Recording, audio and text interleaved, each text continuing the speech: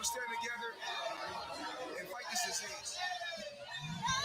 I come this way before, traveled through the open door. Circumstances navigated the path, and life happened all so fast. No, it got lonely. Sometimes you see, I know we couldn't make it. Even when I'm offbeat, I still land on my feet, and nothing can shake me, cause I know life took a hold on.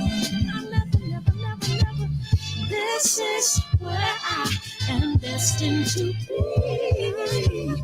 I'm not ready to give up.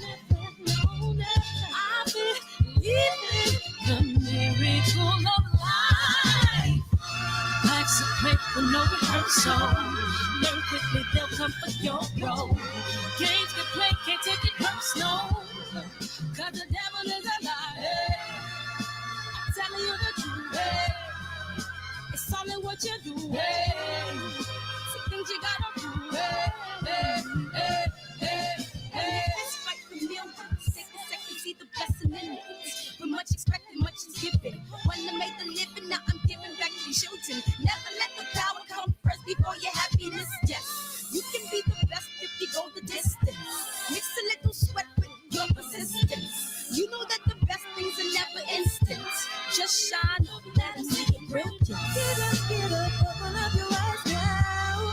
It's the moment of truth. No backing down. We're bringing it tonight. Oh, for the children, it's a given. You gotta give it, be a blessing. This my personal statement. Run the game like I'm aces. Learn and develop patience. Determined to be the greatest. Yeah, bobbing and weaving. They changing up like the seasons. Indigenous to the grind. So I do it for all my people. Jabbing in competition. Back up against the ropes. You fighting for recognition. I'm fighting just to promote equality where we lacking. While cancer slowing our road. I'm confident we'll make it. We focus on common goals. Yeah. Give back, give love, giving something away. Never give up, stand tall to fight another day. 2 toes, 2 feet, I stand on the ground. I'm going back soon and fight this final round. Life's a play for no rehearsal. Learn quickly, they'll come for your role. Games get played, can't take it personal. Cause the devil is a liar. Telling you the truth, hey. It's all in what you do, hey. Some things you gotta do, hey.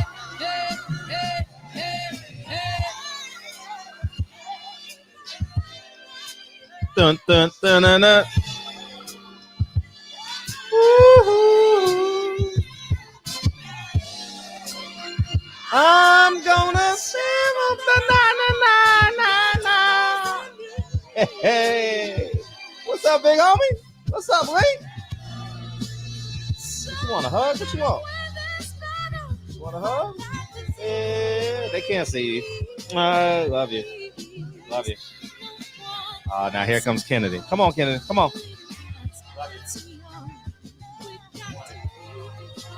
Love you. All right. Hey. Close the door, beautiful. Hey. Thank you. TZ Frank, JP, Era, JQ, what it do? Birdman, Miss Bowman in the building. How are you? Hey, Mr. Music, what's up, Josh G. Brown, KJ, Young World, Regency Bias, S. Hey, Brothers UK, welcome home, Brothers UK, welcome back, Escobar, what's up, G. Brown, KJ, Keno Cox, what's up? Welcome to the show. Welcome to the show. Hey, man. Hey, Boxer, Black Attack, man. I totally appreciate you guys coming in here tonight. It's going to be a pretty fun show tonight. You know, I mean, they say it never rains in Southern California, but it's been raining for a week. So we're going to play this trailer and carry on with the show. What? I said Malcolm alleged that some of Elijah's women were underage secretaries and Can you expound on that? Yeah, I guess they were, because they were there. I seen them. I seen them. I seen them myself. It's all true. It's all true. Good evening, messenger.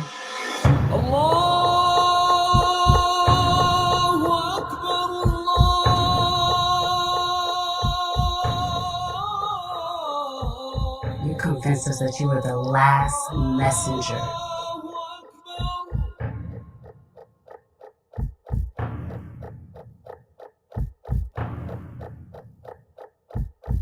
How many other bastard children do you have? At least 15. At least 15. Welcome to the show, y'all. I totally appreciate y'all coming in here. Thank you. Thank you much. Thank you much. I always had a question. How can Wesley Muhammad come in here and say things and he wasn't even there? He wasn't even there, Mark West. How can he say that? I'm interviewing people that were actually there, and he's interviewing and he's talking about what he read in books, man. Wesley Muhammad is a fraud, man. Wesley is a fraud. My gosh, man. Anyways, man, I just like saying that stuff, man. Welcome to the show, y'all, man. I appreciate y'all. Thank you guys for coming in. It is hot as hell in this room. My gosh. Anyways,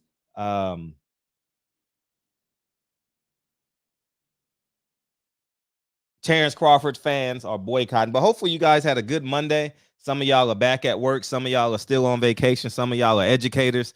Some of y'all are home with your kids. You know what I'm saying? It's just all the way around. That interview was hilarious. We are a mixed bag this week. You know what I mean? So I appreciate you guys coming in here because I know the sacrifices y'all make, especially with your families and stuff. We the last man standing as it pertains to a 24-hour day. So thank you. Truly appreciate y'all. And yeah, man, it's an interesting day in boxing. George Kambosos put up it is hot as hell, man. God damn. It is hot. Okay, hopefully that cools off. I cut the candle off. You know what I mean? No, that's love. George Kambosos put up a thing, you know, similar to what Floyd did, that fake stuff. You know what I mean? He put, who you want me to fight next? You know, they just filibuster into who they want to actually fight them. Remember, Amir Khan won that? Didn't Amir Khan win that? If I'm not mistaken. So now George Kambosos got one, and Lomachenko was winning it. And I personally don't care, man. I know the solution, but these fighters think the solution is trying to win at someone else's game. The solution is create your own convoy, create your own game, and starve the other people out. That's what I think. That's what I believe the solution is. And I think all of us in our own lives need to do the same thing. Tomorrow, just a reminder, tomorrow night, we got Money Powell coming in. And on Thursday, we got Mickey Bay coming in. So we got a full week this week, man. Thank you guys for tuning in. And then, you know, Friday is the 31st. Michigan Wolverines is back. We back, baby. We back. Man, our two defensive ends gonna cause hell and havoc on Georgia. So I'm thoroughly excited about that. But yeah, so that's going on today in boxing. And before we get started, let me set this up, man, because I'll do it after someone calls in, so I can get this organized. But yeah, so that's where we're at. And Errol Spence, I'm gonna give you my take on it. One, I'll start by saying I do believe that this is a pay-per-view worthy fight. Errol Spence versus Ugas, I think, is worthy of it, not because of the belts, but because of who these men have beaten, Manny Pacquiao. And now that I've saw the replay of Sean Porter and Ugas, when I was at the fight, I thought Sean Porter won the fight. But when I watched it again at home, I thought Ugas won the fight. So I think Ugas is worthy of a pay-per-view. Obviously, Errol Spence is. So I do believe that this is a pay-per-view worthy fight. If it wasn't a pay-per-view worthy fight, I definitely would tell you, no matter how much I love Errol Spence and what he stands for, I still would tell you that it wasn't worthy. here's my understanding of how I perceive things. The fact that the fan had the courage to tell Errol Spence, I'm not buying the pay-per-view. And they were talking about two different things as well. I think the fan was talking about his pay-per-view versus Ugas, and Errol Spence was talking about Frank Martin. Frank Martin is going to be on regular TV. He's not on the pay-per-view card because the pay-per-view card are all heavyweights. And so he comes on like at 2 or 3 o'clock on FS1. So be sure. And by the way, Frank Martin is in dog shape. I saw the picture that Errol Spence posted. God damn. I'm motivated, man. That picture definitely motivated the hell out of me, dog. He's in dog shape. Shout out to Derek James and team. What is Derek James' team name? Does Derek James got a team name? You know how he got Team Havoc? You got Team whatever, Canelo. What is Derek James' team name? I don't know if I've ever heard it. Can you guys fill me in? Because he got so many fighters. I think he should have a name by now, so people can start recognizing him across the world. But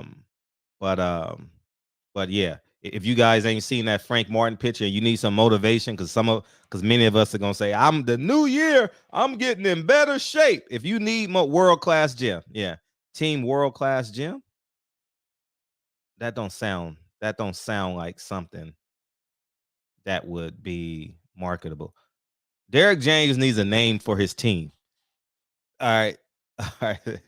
Derek James, Team World-Class Gym. Nah, that don't work. Like Team Havoc.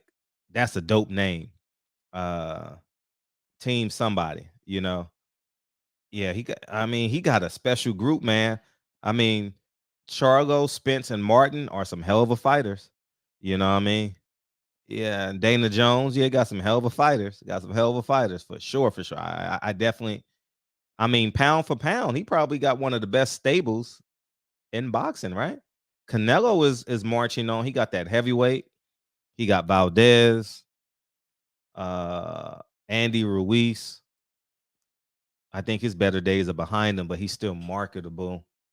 And I'm probably Ryan Garcia. So, but yeah. So but yeah.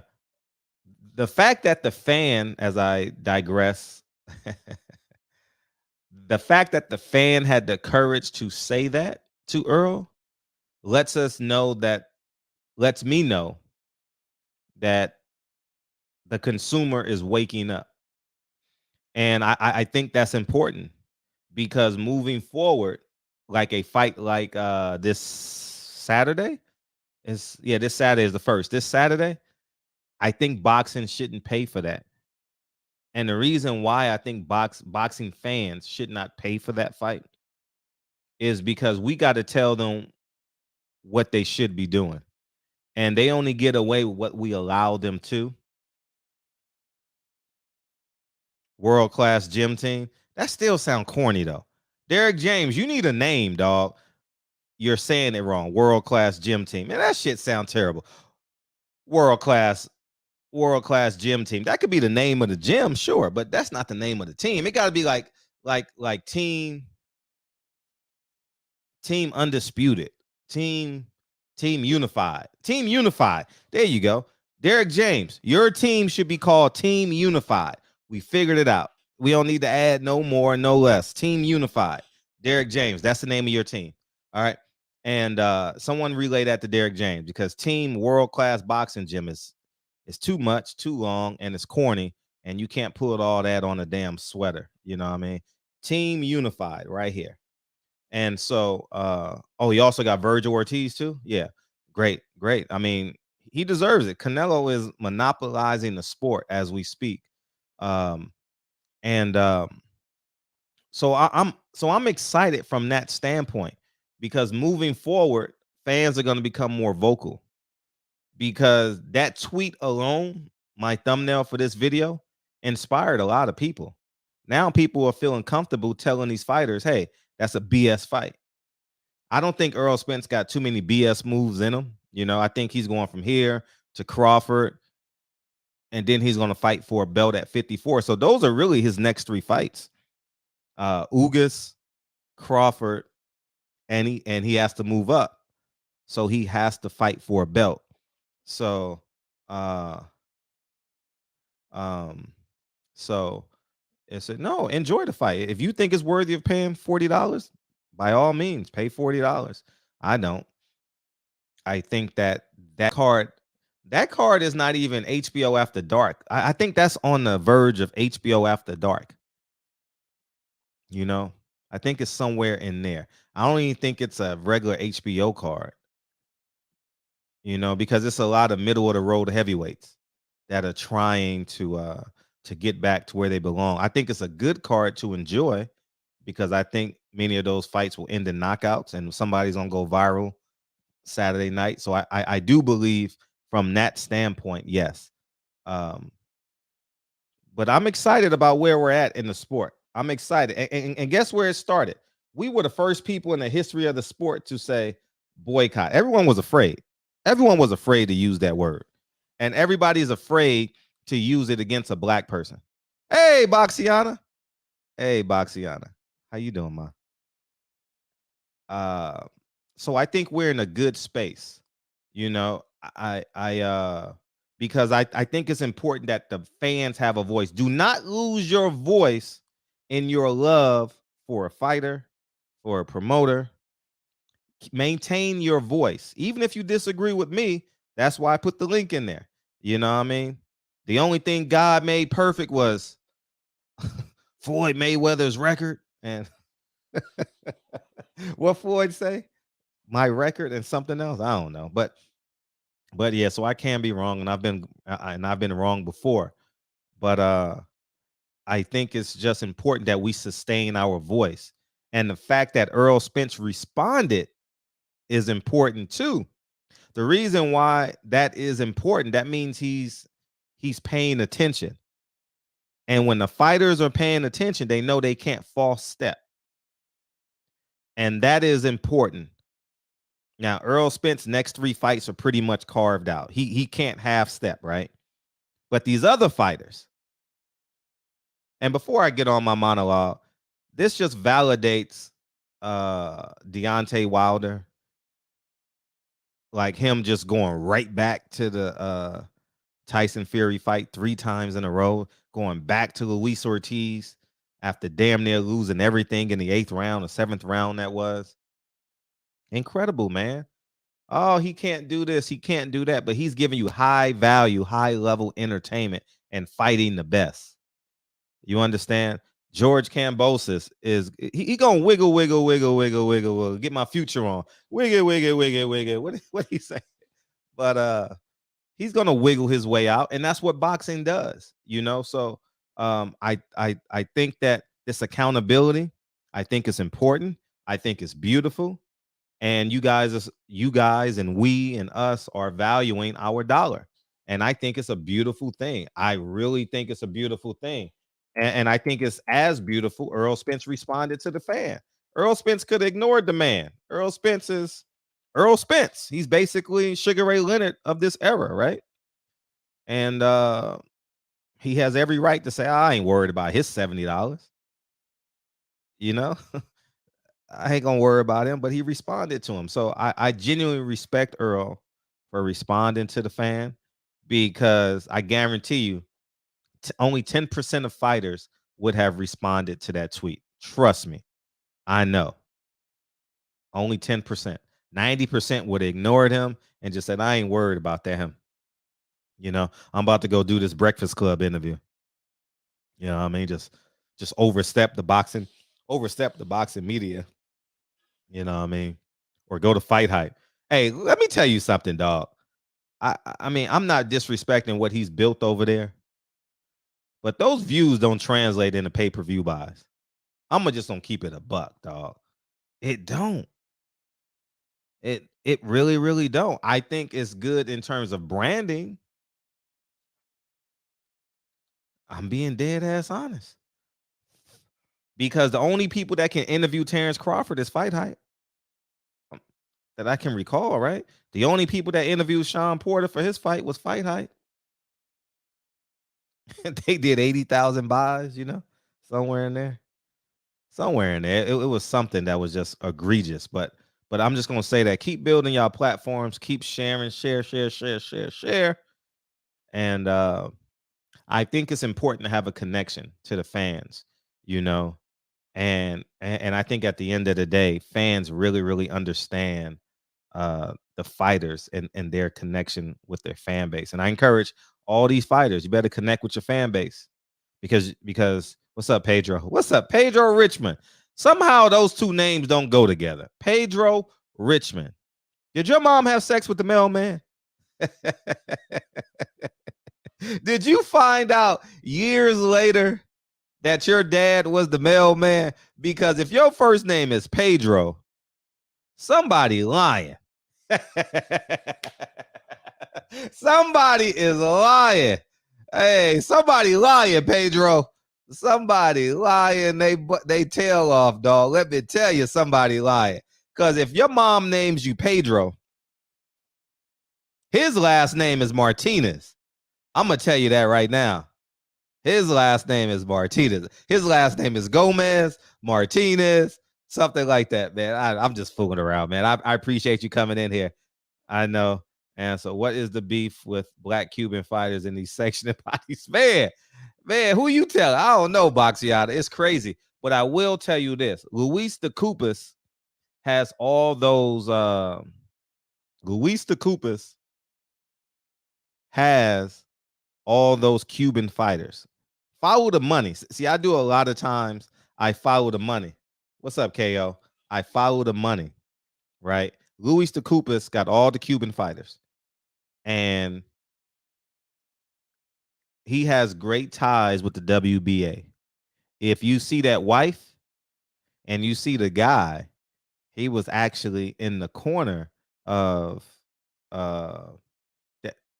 that guy that beat Mikhail Fox, you know. So I think we got to have Boxiana as a guest, man. She dope as hell. And then we got to have Nick. Then we got Black Fight Fan on. We could just do it, just work our way down the list, you know. Ladies first, right? But yeah, the Cupas and Samson. Yeah, the Cupas and Samson. They got a lot of those South American Cuban fighters. And KO, I appreciate you, man. Salute, man, down.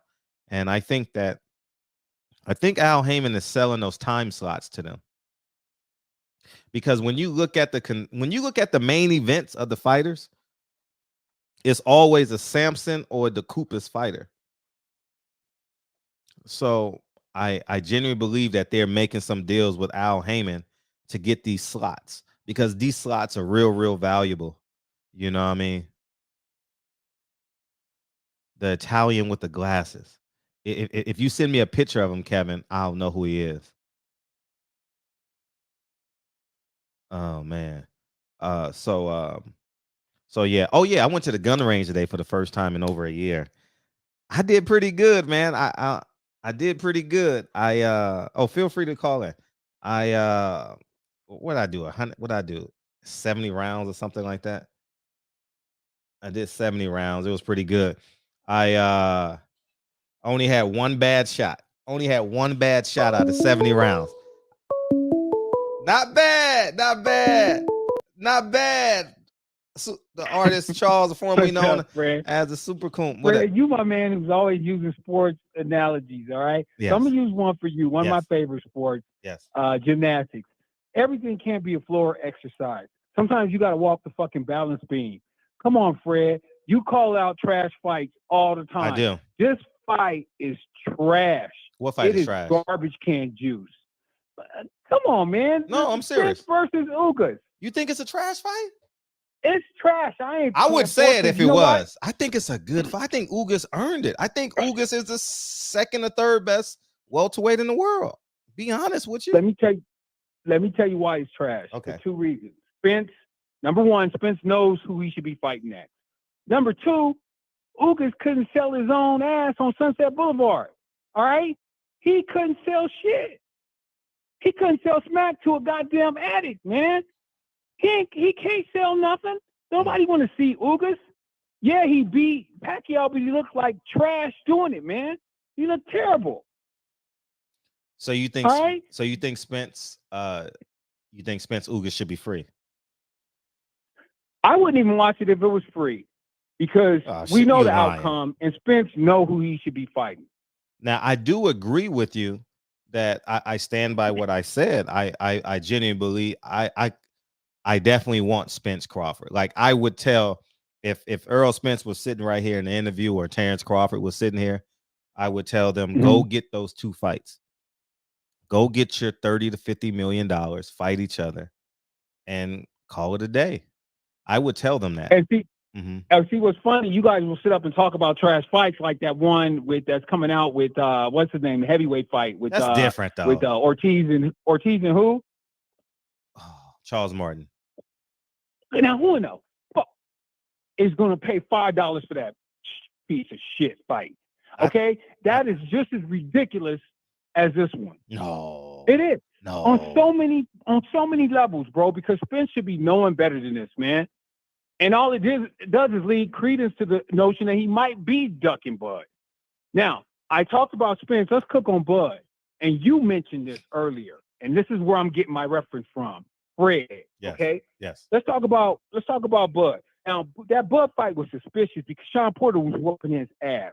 And it was almost like, okay, shit, you're overdoing this. You're overselling it. It's time for the dive to come in. I think Sean took a dive. And you alluded to it in your first show after the fight. Did you not? I believe that it was pre-planned. Any trouble, right, we're getting out of here. That's what I believe. Yeah. No. It was almost like, you can't be whooping somebody's ass and then all of a sudden you devastatingly knocked out. Yeah. That fight was fishy. And that's all I'm saying. It was fishy. I agree, it was fishy. Up. I agree it was fishy. It was fishy as fuck. I agree. And so, but you know what? I don't blame his fans for not wanting to see this fight, but at the same token, that fight was fishy as hell. But let's keep it a buck, Fred. That's all I'm saying. You gotta walk the balance beam sometime. Bro, this is a trash fight, man. Call it like it is. No, I really don't think it's a trash fight. I think Ugas is not the most popular guy. I mean, he's Ike Corte, right? He's not the most popular guy.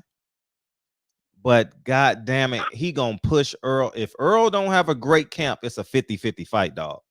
Earl gotta have a great camp. No, you think Earl could whoop that dude if he didn't have a camp and he was eating barbecue ribs and fucking ding dongs. I don't think so. Okay, he could still whoop this nigga, man. Come on. I mean, I like the fact that you're coming in here with these points. It makes for great, show. But I think Ugas is coming fighting with his life dependent on it. I know how much. See, I know how important this fight is because I'm gonna relate this to when I was in high school. When I was in high school on the west side of LA, we had Baron Davis, Jason Hart. Those 2 guys made the NBA. And we had Danny Walker and Dwayne Davis. All 4 of them were high-level Division I guys. I was the 5th best point guard in that division. And out of those 5 people, right? So every time I played against them, I bust their ass. Except Baron Davis. I couldn't do nothing with Baron. But Baron was Baron was just special.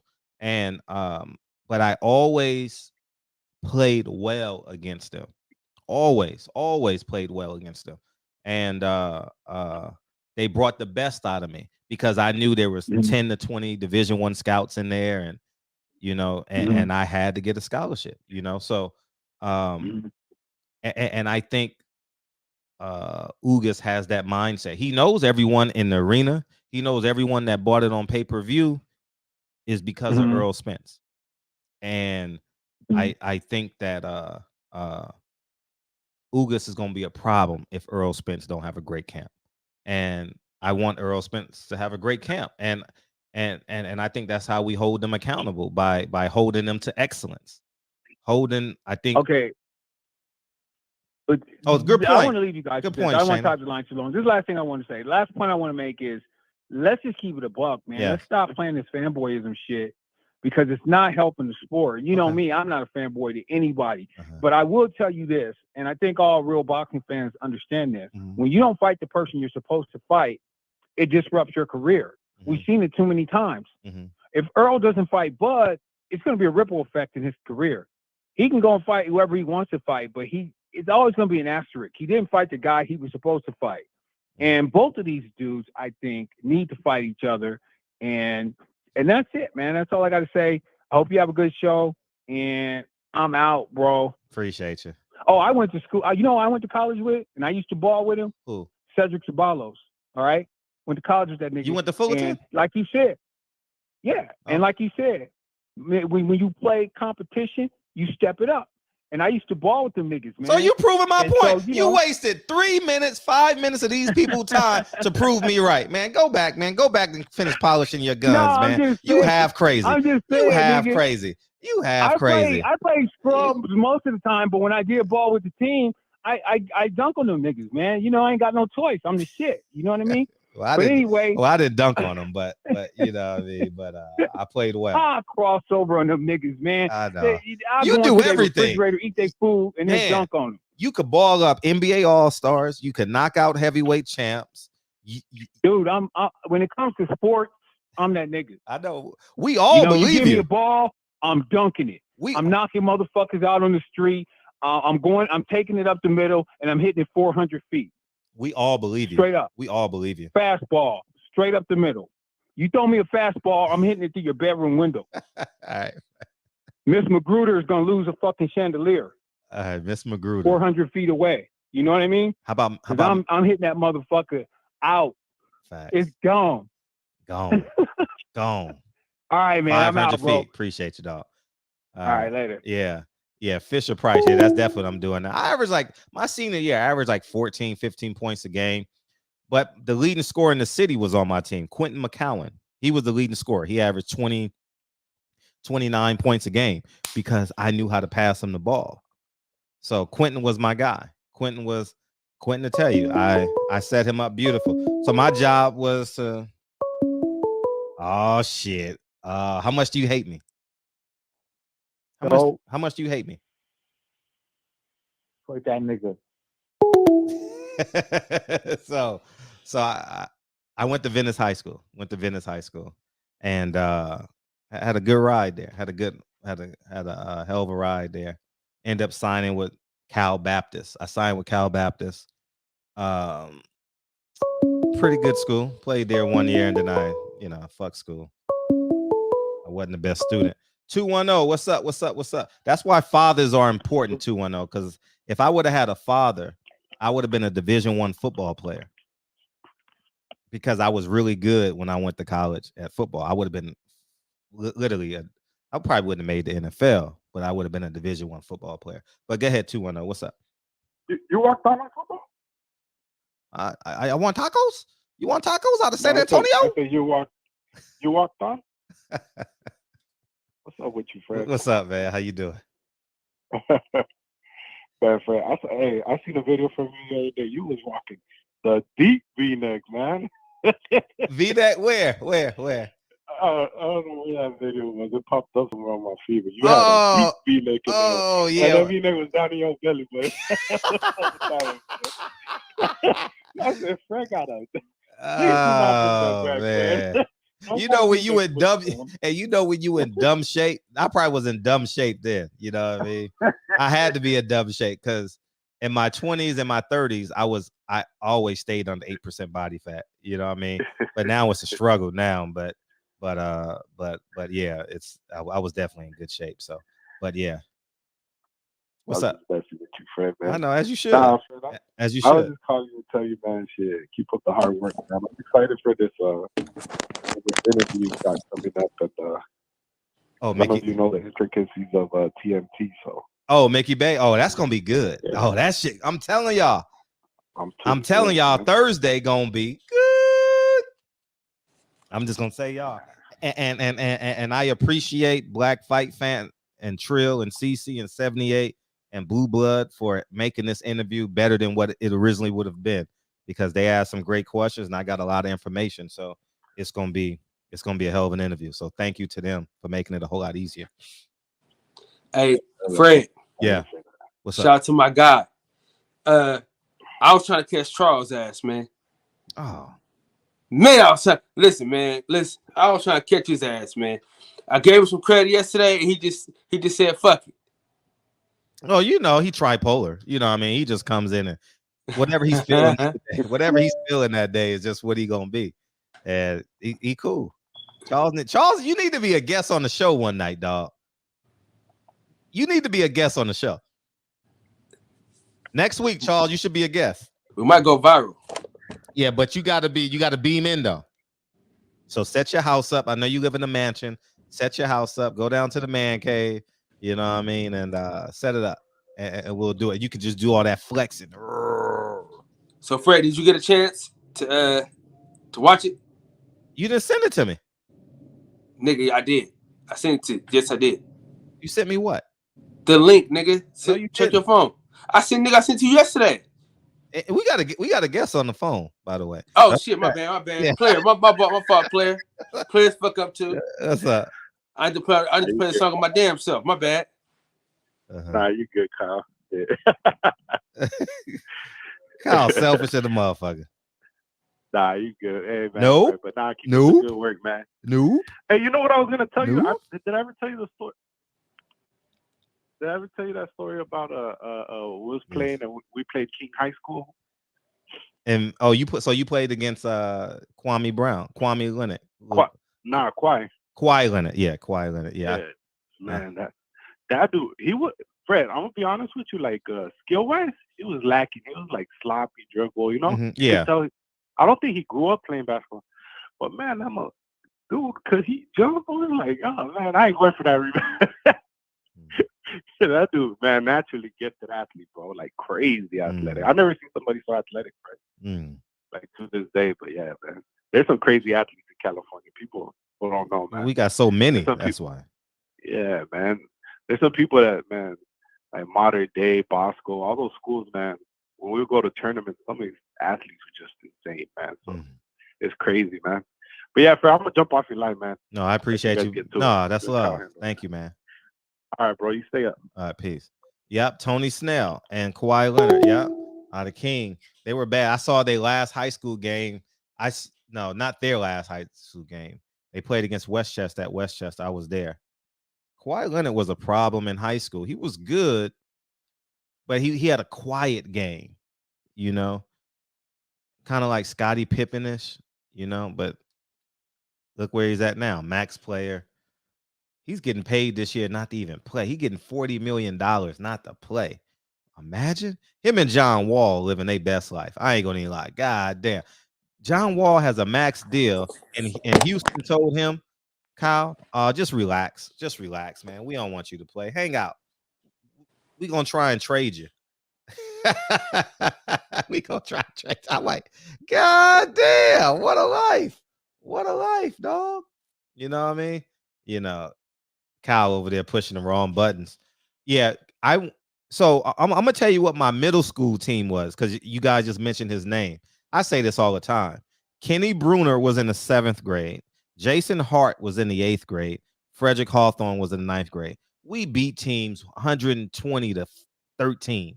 We were just too fucking good. I'm gonna get Jason Hart on the show at some point. I'm gonna get Jason Hart on the show. He's a good friend of mine, and he lives in the community, and he'll tell you I was better than him. He'll tell you I was better. You just wasn't taller than him. I just wasn't taller. He was longer, and I was better than him in middle school. I was better than him in high school, and he went on to Syracuse and had an NBA career. So, just respects to him, though. Respects to Jason Hart. He lives in the community in my neighborhood, so I see him at the park working out a lot. And good brother, though. Good brother, great family man.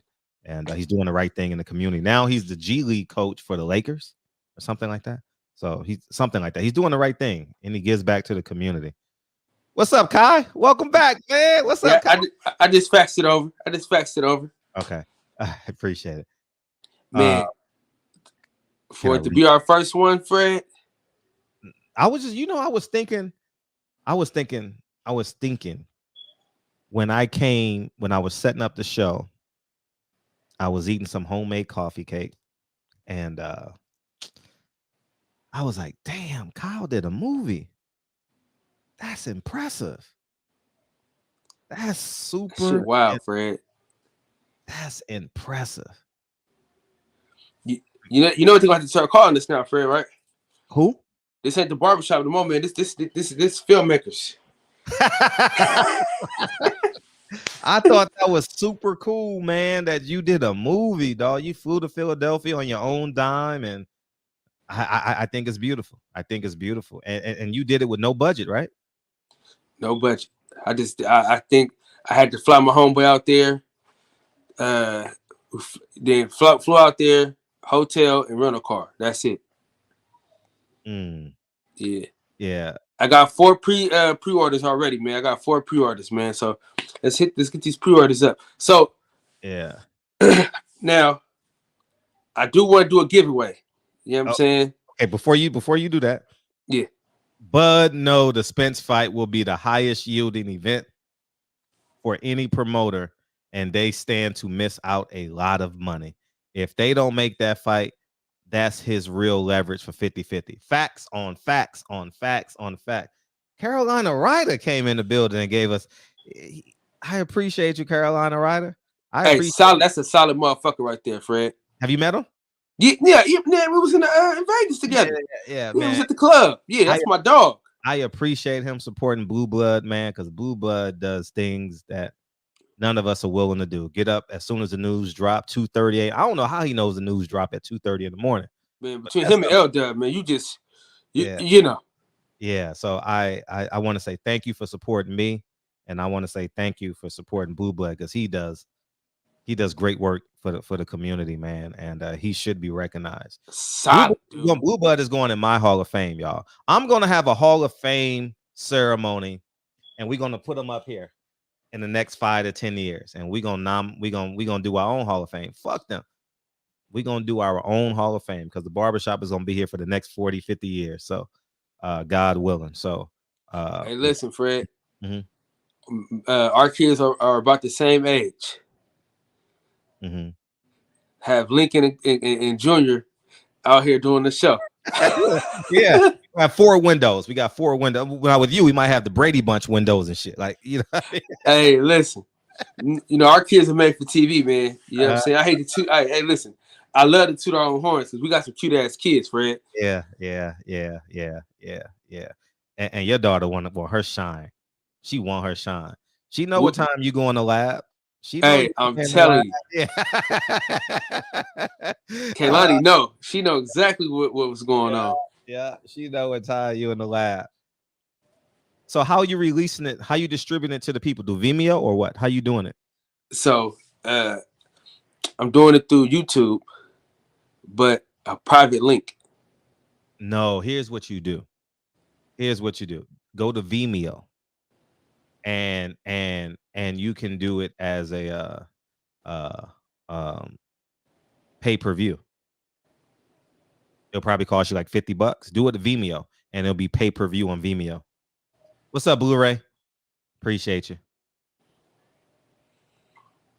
Do it that way, so you ain't gotta send out no links. You ain't gotta do nothing. They buy it, and it opens up right then and there. That's what I'm doing with my next film. That's what I did with the Floyd film. But I took it off because I didn't have. I'll be honest. I didn't have a level of respect. I was like, when Floyd made those comments, I was like, I don't need them. I don't want to promote this. I don't. Now do they? Yeah, they take a percentage. What is like 19 cents or something like whatever. That's too much, man. That's too fucking much. How much are you paying? How much you selling it for? $7. $7. So they'll probably take like 23 cents. Yeah, that's too much, man. I need it all. Brand new socks and draws. Okay, so you're just gonna give them a password on YouTube? No, so basically you send a link. So basically, there's a private link. Only I can share it. Mm-hmm. So, but you can't see it on my page though. I know that, but that's a lot of work though. See, that may hinder your distribution because the goal is to sell 10 to 20,000, right? So that 19 cents saves you time. You know what I mean? So you can allocate. It's not much what they take though. It's not much, but you figure all that out on the back end and do your math and then do what pros and cons for yourself. But it sounds good where I could just put the link in my bio. People could just click the link. Boom. That sounds okay. Yeah, because you always want you want every consumer one click away. You don't want them put your name, put your address. Nah, one click. Doop. Okay. Yeah. So, yeah. So I never played against Shay Cotton. Never played against Shay Cotton. But he Cause was. see, what I did was everybody that cash at me, Fred. I put their cash app in a photo album by themselves, and I'm just as soon as the first hit, just sending the link like that. That's a lot of work, though. That's definitely a lot of work. 100% profit, though, man. You know what I'm saying? Yeah, no, I respect your hustle, and if your level of comfort is that high to do it, I say do it.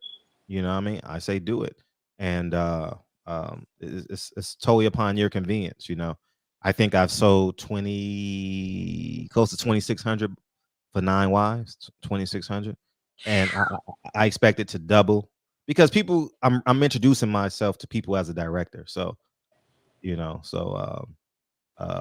it should double. I should sell 5,000 on the next one, and then it keeps going and keep going and keep going. So my goal, like to be happy, is 300 buys. No, we gonna do 300 buys just here. No. What I'm saying, Fred, what I'm saying is that's like $2,100.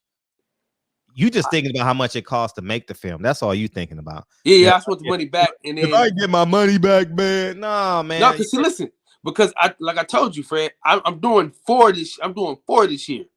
I'm doing 4. So basically, this documentary is gonna pay for my next one. Yeah, and that's how it works in the beginning. That's seed money. That's being your own investor, and the people know it. The people gonna buy it. Where's the trailer at? I thought I sent it to you, man. I ain't seen you shit. God damn, I got to send it to you. But I play the trailer every day on my channel. Okay, because we need to play. It got music on it. It got his song, but it ain't gonna be copywritten though, because he ain't put it out. All right, cool. I don't think. So send it to me, and we'll play it in the opening next to mine. Yeah, we'll do it like that. I'll make a link on YouTube where we can just put them all in one trailer. That way, it can just run consecutively when we open up. We're movie makers, Fred. Can you believe that shit, dog? We producers, directors, nigga. Yeah, enjoy that title. Now you got expectations on your life now. Yeah, man. Now I'm gonna go to Freeway. I'm gonna go to that Freeway joint. Oh, Freeway, yeah, film Freeway, and do it in their 831. What's up? 831. What's up? What's up, man? What you got? You got so what documentary you got? Kyle. Yeah, Cal. I'm listening. Oh, it's called The World War Story. It's a story about a boxer named Joshua Jones. It talks about the business of boxing and how if you're not in the right situation, shit will take longer to get to where you want to go than normal. In the film, I'm not gonna give it all away, but I'm gonna give you some. In the film, Bozy Ennis is his trainer, which is Jerron Ennis' pops. And Bozy Ennis talks about how him and Jerron Ennis should be in the same place, doing the same exact thing. But one had a problem with the matchmaker, and the other one did not. So it did what it is. So, but it just talks about when you become a father, trying to chase your dreams and still having to get up in the morning, work your ass off, but take care of your responsibilities. So it's one of them stories, man. It's a great fucking story. It's about perseverance. He got a great story, man. He's been on the shop before and talked about the story. He talked about the story a little bit, but it was a story that I had to get on wax. And it's a lot of stories like that, man, that need to be told. And shit, I'm gonna be the nigga that tell them. So this is just on the Ennis family, right? Or are you making general? Are you taking what they experience and make general statements about the insides of inside? That's his trainer. I actually interviewed Bozy Ennis in a documentary. Okay. So he's in a documentary. So I'm gonna name drop. I'm gonna do a little flex. No, Jerron Ennis is in a documentary. Bozy Ennis is in a documentary. Julian Williams is in a documentary. Cool Boy Steph, his trainer, is in a documentary. Shit. Cool Boy Steph, like we lost a lot of footage too. Like lost a lot of footage, but we had Cool Boy Steph was supposed to be in there, but we got like his restaurant is in there. We talk about Danny Garcia and that thing. Yeah, we in the hood for real, and we in the hood too. We not in the suburbs. We like in the heart of the hood. We in the streets. We on the block. The whole shit. This documentary is real gritty. You know what I'm saying? I want to do a day in a life and a documentary all in one ooh-wop. So I want to do like a 24 hours, but I wanted to also have people talk about him in a way where you will get to know him a little bit better while seeing the street niggas that he with. But I mean, it's amazing, man. I'm not gonna lie to you, man. Like, and it's for my first for it to be my first one, and for it to be that good, with the lack of knowledge that I had, was just like going out and just having a camera and doing what we did, man. It's absolutely amazing. It's worth more than $7, but I think $7 is perfect for everybody to go and get in there. And it's an hour and 13 minutes, so you won't be disappointed for sure.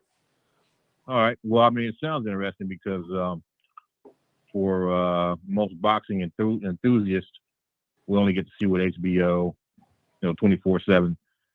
Those type of shows put out the intricacies, interconnections of the inside boxing life. That's interesting to me. I mean, I'd be interested to see how those guys live their life. You ain't never seen nothing like this, though. I'm gonna be honest with you. I'm gonna keep it so 100 with you. This shit, you ain't never seen nothing like this, bro. I'm gonna just keep it real. I mean, I'm talking some shit, but I'm being real. Like the Showtime niggas and all that, they're not going where we went. Them niggas ain't going where we went. If you ever been to Philly, ask Mike Weary, D Ford, they'll tell you where I was at. Them white folks ain't going, bro. I'm keeping it a buck. You hear what I'm saying? We was in the Badlands at nighttime during the day, like we was in them trenches.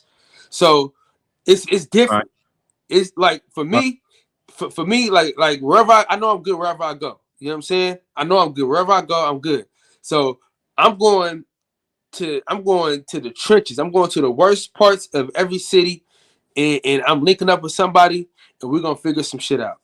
So what I've done with this documentary, bro, you're gonna see it, you're gonna feel it. It's something you can feel. Once the trailer, if you ever been on my channel, you seen the trailer, you see the realness, you can feel it. Like I'm telling you, when I do this shit, man, because my whole life I've been maneuvering in the hood. You know what I'm saying? I've been maneuvering in the hood my whole life. So it's just another hood for me. But to get the information that we got, you had to be where we was at, man. And I'm gonna keep it a buck with you, bro. The shit that we got in the place that we was at, it was so dangerous. Dangerous, nigga. You know what I'm saying? Because if you peep game, Showtime, they ain't kicking it in the hood at nighttime. They do everything during the day. You got my seven. I'm interested in it, but yeah, no, it's crazy. It's an amazing thing. You can go on my Instagram, the boxing section, and DM me. It's cash at me $7 and pre-order, and you'll get the link on Saturday, January 1st. Yeah, make it. I mean, get what you can. I mean, this is just a recommendation. Make it as easy and user friendly as possible, because people get kind of pissed off, but they got to go through a bunch of hoops to watch it. Or if it doesn't, it's really listen. All you really doing is just hit me up. It's like you going to the store. Did you listen to him? Yeah, no, I hear him, but listen, what I'm saying is, thank you, consumer. Thank you. All right, I got you. I'm gonna do my best to make it easier on you. Yeah, sounds good, man. Hey, but look, this is what I was gonna say. I'm definitely gonna buy it when it comes out. Let us know what's going on. But one thing I was going to make a comment on is the topic, the fans boycotting the Errol Spence fight. I will I'm Errol Spence. I like Spence. I always have. But I'm not going to pay for a fight if it's not with Terence Crawford. Okay. I mean, his next fight's got to be with Terence Crawford for me to spend my money. I respect that. And they listening. And that's it. Can I ask you why not? Well, because it's time to ante up, man. It's time to ante up. I mean, the bottom line is Terence has been calling him out for years now. It's time to ante up. So I mean, he can fight Ugas if he wants to, obviously, but I'm not paying for it. The fight I want to see, and here's the other thing too. For me, I'm tired of these. Like even on the first, PBC put out a bunch of fights that nobody wants to see. Make the fights that the fans want to see. If you're not willing to make the fights the fans want to see, then don't be surprised when we don't buy it. I mean, the bottom line is, you ask me to pay $75, $80, $100 to see a fight. Give me the fight I want to see. I don't mind paying the money, but make sure it's the fight that I'm asking for. I'm not going to pay that kind of money for a fight that I don't want to see. I don't want to see Ugas and Spence. I want to see Crawford and Spence. So when they put that fight up, that's when if Spence fights anyone else other than Crawford, I'm not buying it. That's it. Let me see if I can win you over real quick though. It's 3 belts on the line. It's a premier fight. You know what I'm saying? If it ain't Ugas, it's Terence Crawford. You know what I'm saying? At the end of the day, he's got to fight Ugas to be undisputed. So let's know this. The fight with him and Ugas was already made. It was made when Manny Pacquiao lost to Ugas. The fight had been already made because he missed out on fight Manny Pacquiao. See, Manny Pacquiao was going to be the link. So if he didn't get hurt, there's Manny Pacquiao, boom, then Terence Crawford. So you got to allow him to get that belt from Ugas because that's what he's been wanting to do. That's what he had his plan on because the WBA was right there at his reach. He got hurt. So let's not just boycott the fight because it's not Terence Crawford yet. You know what I'm saying? Because he did get an injury. So if he didn't get the eye injury, what to do? I'm not going to tell you. Obviously, I can't tell you what to do. Yeah. But what I'm going to say is that playing devil's advocate, if Spence gets 3 belts to 1, I mean, how's negotiations going to go at that point? He's already asking for 60-40. He's going to ask for 70-30, which is definitely not going to be accepted by Crawford's side now. His side's not going to accept 70-30.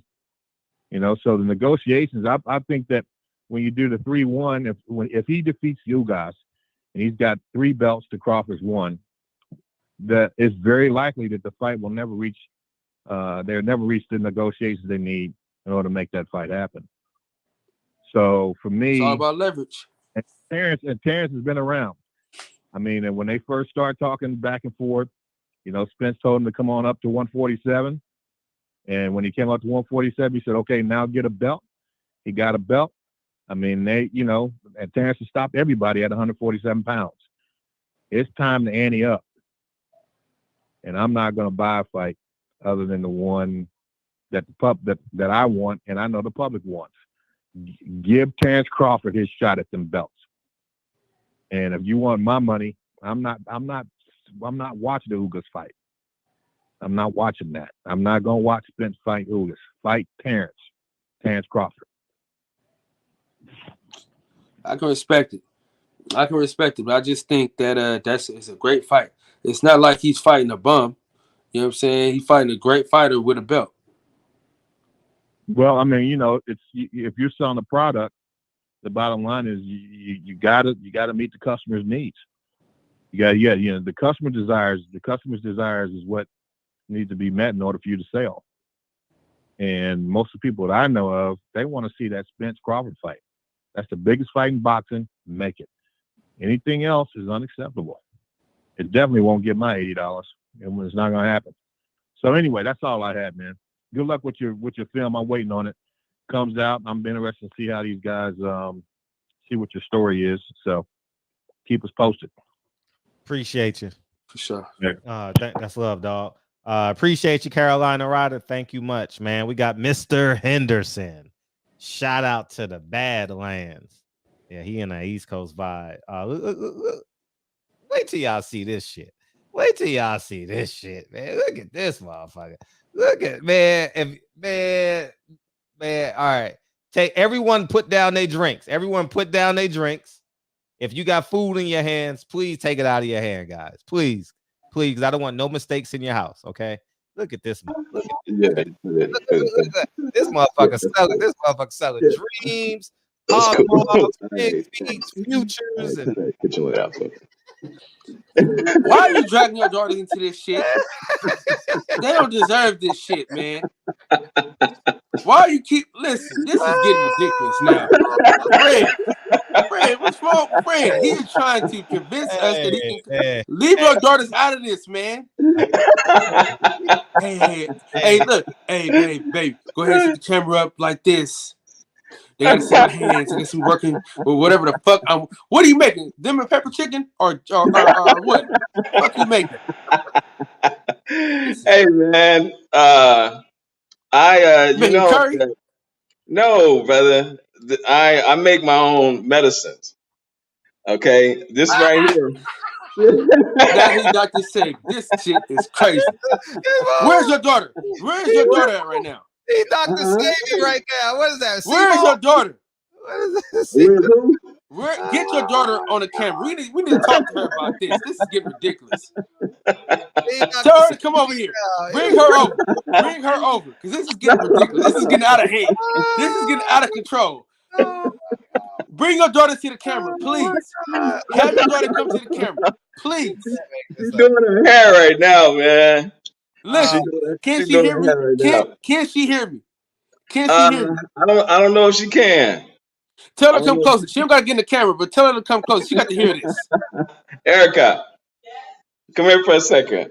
This is ridiculous. Man, I want to educate you guys while I'm here. This is ridiculous, bro. Doing this this guy.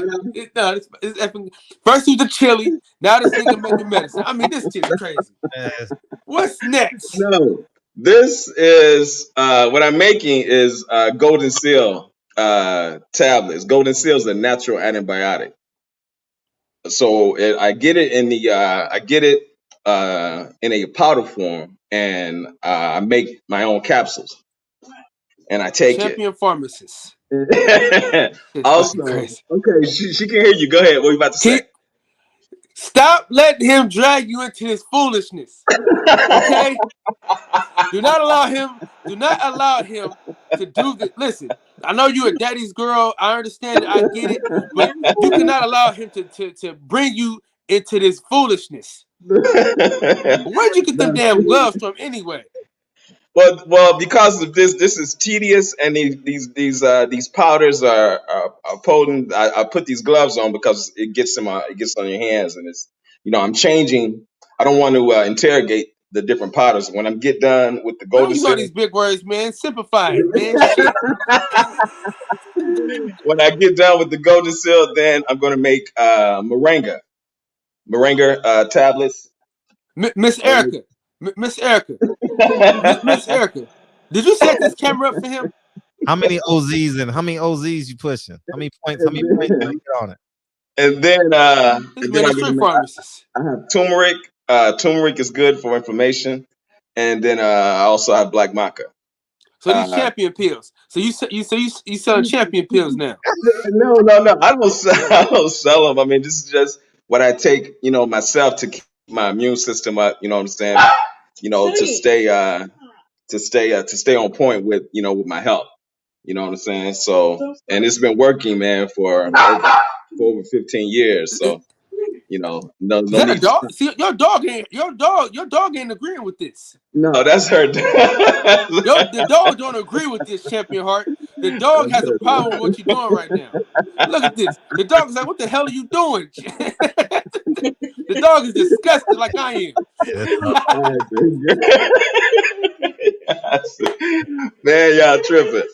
But Miss Erica, did you set this camera up for him? No. I did this. Hell no, man. Cause listen, hell no. Cause the way she had to walk off, we seen her walk off, Champion Heart. We seen it. Man, I was listening to you talk about your film, brother. I'm excited to check it out, man. On the strength. I appreciate that, man. Most definitely, man. Most definitely. The fact that you were able to go into, certain communities that most people aren't able to go into and, you know, get the real deal, man. That's going to make a totally different type of documentary. You know what I'm saying? Yeah. Yeah. Hold So, on, baby. I'm on my way. Hold on. so I'm definitely looking forward, forward to it. But what You do got we? my Cash App, man. Cash App me $7 so I can get you this link, man. Yeah, I got you. Ain't no problem, man. My man. What else are we talking about tonight? Well, me and Fred, we just be talking, man. You know what I'm saying? Okay. Right now, we're talking about this fucking medicine. This motherfucker. See, normally I can break it down and do 100 tablets, right? But I'm running low on my because I got vegetable gel caps, so I'm running low. So I'm just gonna break it down and do 25 of each powder, and Man, do when it Jay like Jones come back on this show, man, I'm telling you, bro. I mean, he done turned this man into an entrepreneur overnight. This boy said, "Fuck it, I'm about to show y'all niggas what I can do." He done champion done turned this into this is champion tank right here, cuz. No, man. No, I had stuff in the making already because your boy Mark, man, he hooked me up with some cameras, and I'm gonna get those cameras here in a few weeks, and to do some things what I'm talking about doing with the cooking show. You can do the cooking show on my platform if you want to. Oh, for real? Yeah. Yeah. Okay, that's what's up. For sure, you can. Yeah. Okay. That'll work, man. That'll work. I got a Caribbean pineapple Caribbean bowl that I made. Oh my God! Oh, all right. Look, Fred. See, Fred. Give a nigga an inch, he gonna run a goddamn marathon. He made that up. right on the No, spot. check it out. I did make it up because I was experimenting. Right?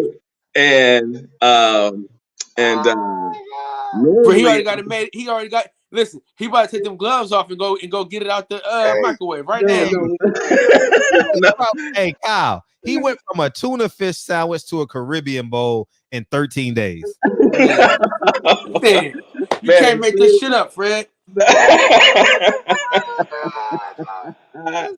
nigga didn't even know how to sear, and now he making Caribbean bowls. He ain't that about a bitch. Oh man, y'all tripping. Fred, what we gonna do with this nigga, man? He done drugged the dog. Listen, he done drugged the dog, his daughters into this mess. Everybody. I mean, yeah. Oh man. Oh, I know what I wanted to Fred. You said that Boxiana is gonna come on the show? Yeah, she listening. Shoot your shot. Go ahead. Look at Boxiana on point, man. Yeah. He can roll them scissors up right now, Fred. I definitely. Hey, and the beautiful thing about that, Boxiana gonna say, "Talk to me." I talk back. Oh yeah. Let me tell you something. The event that let me tell you something. Boxiana is special, man. Yes, she is. She is special, bro. When you talk about boxing and being able to break it down, her and Nikki, they got a great show on Sunday night, bro. Yeah. Hell of a show. And they got a show on Friday night too on Nick J's channel. Just them two. Yeah. They got 1,000 views the past week. I shared it too. Absolutely. I subscribe for sure. And I'm gonna tell you this, Fred. They top 5. You know what I'm saying? Because we number 1, but they top 5 though. Yeah. They in the game. They in the game for sure. You know what I'm saying? Did you holler at this nigga really making medicine on live television? Hey, you're gonna have to beam me out, man, because I got these on. But Fred, hold on, Fred. Listen, he want to rub his eyes so bad.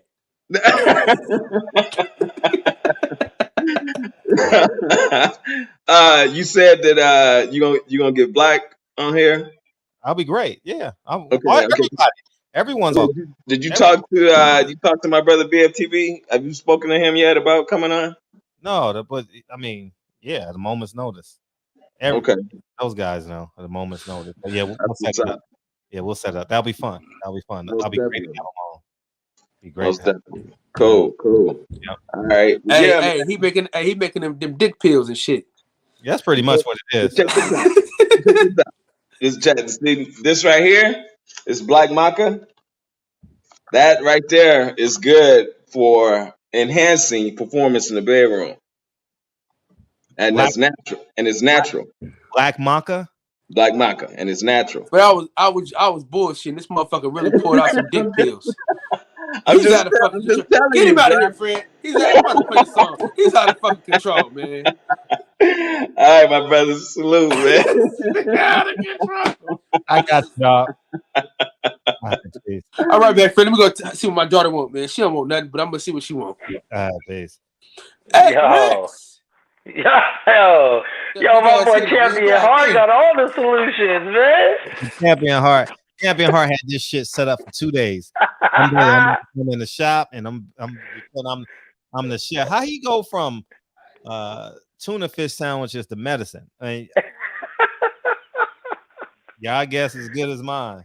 He's a jack of all trades, man. You know how to do it all, man. I'm gonna keep in mind that black maca though. I got that written down. That's in the notes. I'm gonna check that out one time. We're gonna have a little experiment. Look, yo, so I'm gonna wait for Kyle to come back because I got something for his ass. That's for sure. But so you listen to any of that southern rap yesterday? Any of that crunk music, right? Seventh rap. Say it again. Did you listen to any of that southern rap? That crunk music yesterday? Yeah. I listened to Tussle. I listened to that. Okay. I did listen. That's all I listened to was Tussle. That's it. Hey, it's a start. It's a start, man. It's a start. I do want to listen to Pastor Troy because I knew of him when I was younger, but it wasn't like the internet wasn't out, so you had to buy his music to listen to him. Yeah, and or you had to download it on Morpheus or Kazaa or some shit like that. Nah, but that was well after my childhood, though. I'm 44. Yeah. No, so if you didn't buy the $10 cassette, you couldn't play them. So. Oh, you don't remember you didn't have the bootleg dudes out there selling the. Yeah, but you still got to pay for it. Like now. Oh yeah, that's true too. Yeah. You ain't got to pay for it to listen to the music now. You know, so yeah. But I do want to listen to Pastor Troy because I've been hearing about him for years. Oh man. And I've never listened to him. You're gonna need something with some bass. Intentionally though, I've never listened to him intentionally. I probably heard his songs before, but not. Yeah. Yeah, all that stuff you're gonna need something with some bass. Whether your headphones, your car, gotta have some knock to it. Okay. And the next thing you know, you're just gonna be either beating someone up or being in the gym. There's only two options. You can't just sit calmly. I'll be in the gym tomorrow, so. Or someone gonna catch you at the light and you're gonna be like, I'm gonna have a rave. I'm gonna have a red light rave. You know what I mean? Hey man, it goes down, man. Man. Yeah, no, that was a good conversation yesterday. But so other than the Stanley Onis fight, do we have any other word on the undercard for Ugas and Spence? I don't know, but I would definitely have Frank Martin come right back. You know, that's his fighter, so I'm sure he's gonna have one of his fighters on there. I would, if Frank Martin looks great, if I'm Errol, I would summon him to come right back in 2 months. Yeah, and have him fight again. And I think that, you know, what's up, Justin Hawkins? I think that'll be cool, but I have no idea who's on the undercard. But I'm pretty sure it'll be around that weight though. Yeah, I mean, so if you're that can't, do you just encourage Martin to go for that early knockout so he doesn't have as long as a suspension? No, I encourage him to win the best way he knows how, because you don't want to, you know what I mean, put no extra pressure on him, and you reward him after the fight with the date, you know. So I think that'll be cool. I think that'll be great for his career. Yo, so Kyle. Yeah, I listened to the Wale album. Oh. Listen to it today. The Wild That's Crazy, 2019, right? Apologize. About what? About what? Now, I will say this. Now, if we're grading on a scale and we're comparing it to other Wale albums, it's one of his better ones. But if we're comparing it to just good albums, it's a Wale album. I like the production. I like some of the songs. Okay, hold on. Let me do my best impersonation of Champion Heart.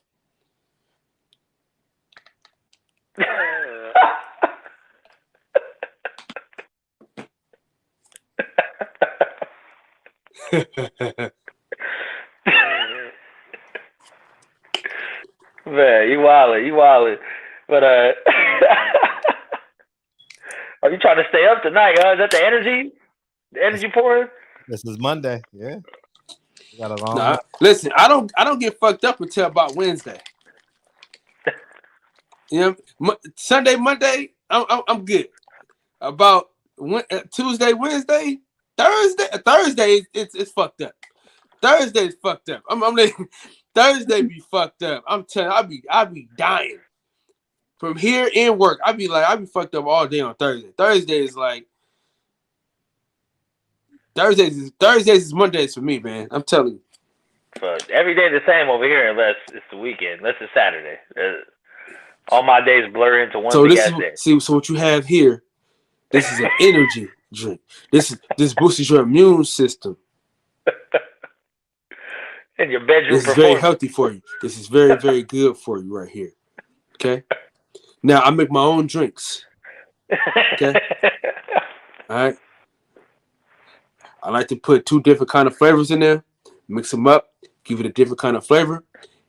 Extra healthy. Okay. Look, we're gonna do one. I'm gonna have one B. B. A. Close your eyes. Fred, this is A. This is B.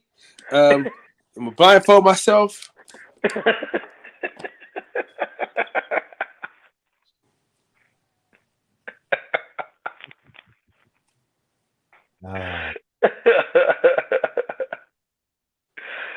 Oh man, this is your co-host, man. Hey, what's going on with the boxing section, man? You pulling that shit up tonight?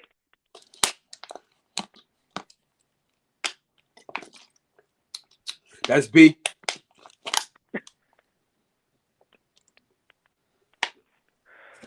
That's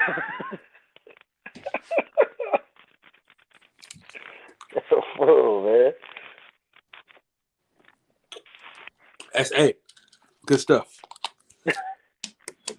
Yo, you pulling out the boxing section tonight? Absolutely. You know, Sunday nights it's hit and miss because sometimes I want to be with my woman. You know what I'm saying? That's like our only night, like where we could like lay down together at a certain time. You know what I mean? But respect. For sure. Cal, what up? Max, what up, Kev? What up, Fred? Okay, B. All right, so yes, I am an honest man, and I listened to the Wale album. Go get the glove, nigga. I told you. Go get the glove. Oh my god. Nah. Oh man, hey, Cal, you was on to something. That Wale album is good. It is good. I thought that I was gonna listen to it and it was gonna be some bullshit. I ended up saving at least like 5 songs to my fucking playlist, bro. I swear to God, bullshit you not. Which songs? Sue Me. Sue Me, for sure. There was another one. It was him and Expectations. Him and Jeremiah. Mm-hmm. Damn, it was another one too. Like I'm on my phone right now. Like I don't want to like click off, but it was quite a few though. That album dope. I ain't gonna lie to you. It was good. Listen, Kev, since you're an honest man, DM me on Instagram. All right. DM me your address. Okay. Vinny Pass is coming to the crib. My nigga. Straight up. DM. Right, you ain't gotta lie to him and get the glove, man. Come on, man. What's going on? Yeah. I like the song he did with Black. I like this. I kind of like that. That one too. The pole dancer and Meg Thee Stallion was cool for a little turn up song. That was cool. Hold on, bro. Now you just said the shit was garbage. Now you like it? I said I like a couple songs, but there's 15 songs on there, so bro, we gotta go by percentages. So out of 15, how many you didn't like? Out of 15, I mean, I really like probably like 3, and there's probably like another. There's probably like another 2 that I could listen to, but they ain't make the playlist. Damn, Hey, Sumi was fire. Kid, this Sumi nigga was the hot, most fire one. Expectations. Oh yeah, Sumi, what's the one with 50 in the Dirk? safe. Though, what's the one with him and Dirk? I didn't like that. One's fire too. Him and Dirk, Don't Break My Heart. Yeah, the Come on, Heartbreak man. This song. That one was motherfucker. dope. Dance with me. Yeah. Dirk didn't even have a verse. What? Dirk just did the No, hook. he didn't have a verse. He was on the chorus. Like, but it was He dope, had though. he had the verse. What are you guys high? For real? What was the verse? He had like 8 bars or 4 bars at the end of the song. He just did the hook. Him and Wale, it kind of crashed right into his verse when he says when he talks her favorite rapper 2 Chainz. Come on, man. Oh, go back okay, and listen to it, yeah. Come on, man. I do it right now. That wasn't a 16. He did a bridge.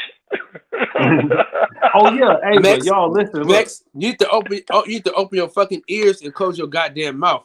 And maybe you can get something out of it. You was probably listen.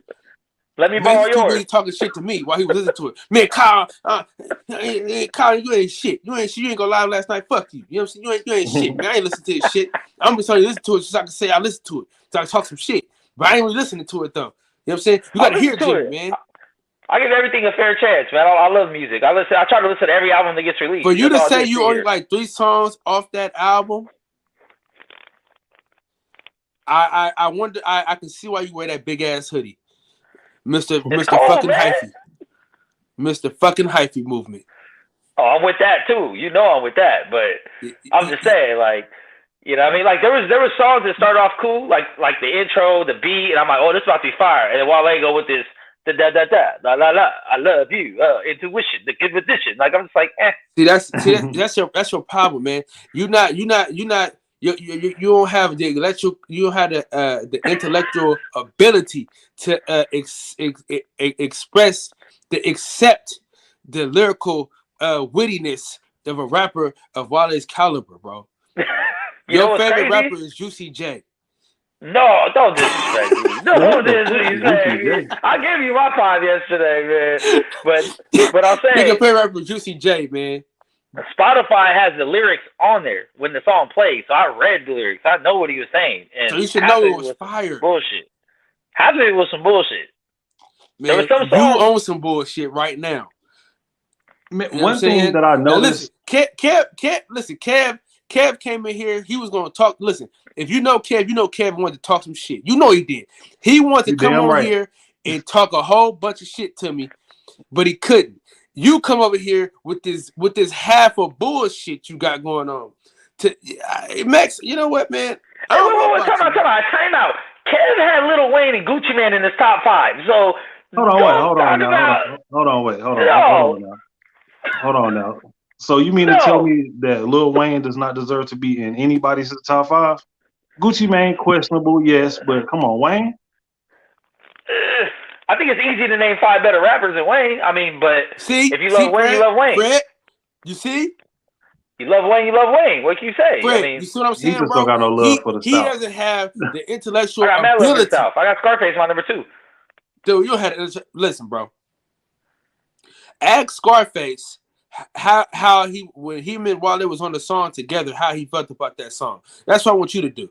That's what I want you to go do. I want you to tweet him and see if he'll tweet your ass back. He probably won't because the name is Mex. But I'm telling you right now, listen. If you go to the Street Runner with Wale and your second favorite rapper, you're bigger fucking different. What?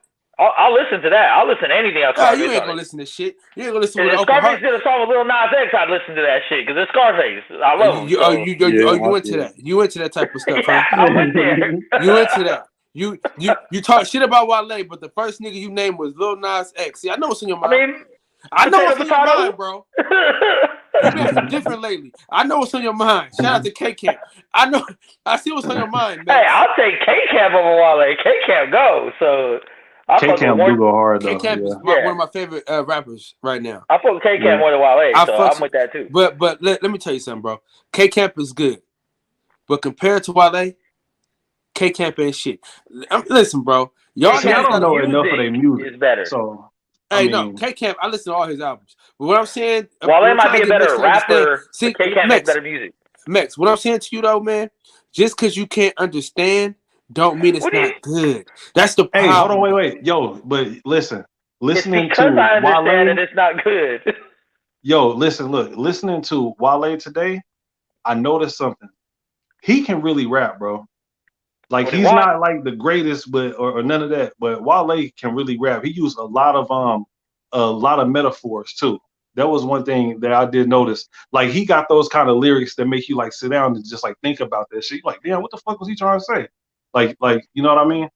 But you gotta listen to, and you gotta listen to. The one thing about Wale that's different from a lot of other rappers, and the reason why he doesn't have the acclaim in which a lot of the other rappers have is because you gotta listen to the nigga's song like 2 times so you can understand every fucking thing. Like it's shit. I thought you was gonna say it's because he not light skinned. Nah. Ain't got shit to do with nothing. But what I'm saying is the thing about it is it's songs that I've listened to 100 times 8 years ago, and then I listen to a song today and say, "Oh shit, I never noticed that shit." You know what I'm saying? That's the type of niggas don't want to think. That's the problem with the generations, man. Niggas don't want to think. Niggas don't want to sit down and really think. Look at Max. He's shaking his head. Yeah, he don't want to think. This motherfucker still he want to dance like Mac Dre. This nigga want to do the bird. This nigga want to do one of these. That's on his mind. Look at hold on. Wale ain't never made me get out my seat. There ain't one Wale song that come on and I'm like, hold my drink. It ain't never happened. See that? So no hands. Hold on. So no hands never made you want to. No hands. That wasn't even his song. Nigga, he had the best verse in that song. Quit horsing around. He did. But he did. He did. But that ain't his song though. That is his song, bro. No, that's not his song. Okay. Right now. Give me the line you remember the most out that whole song. Go ahead. Let's see. That's my no hands. That's the intro. First thing first, and damn, I can't remember that shit. But you saying Wale's part, bro. Yeah, I know. Yeah, I know. You saying Wale's part. That's my fucking issue with y'all, man. When you wrong, just say you're wrong. That's all you got to do. Listen, if I'm wrong, I say I'm wrong. Okay. Now listen, Mr. Henderson, forgive me. I did not listen to the Nas album today. I had a lot of shit going on at work, but I'm gonna listen to that album and I'm gonna give my honest opinion. I have a hard time listening to Nas, bro. Like I can't even lie to you, man. I'll be trying to listen to that shit. I'm like, man, I can't get into it.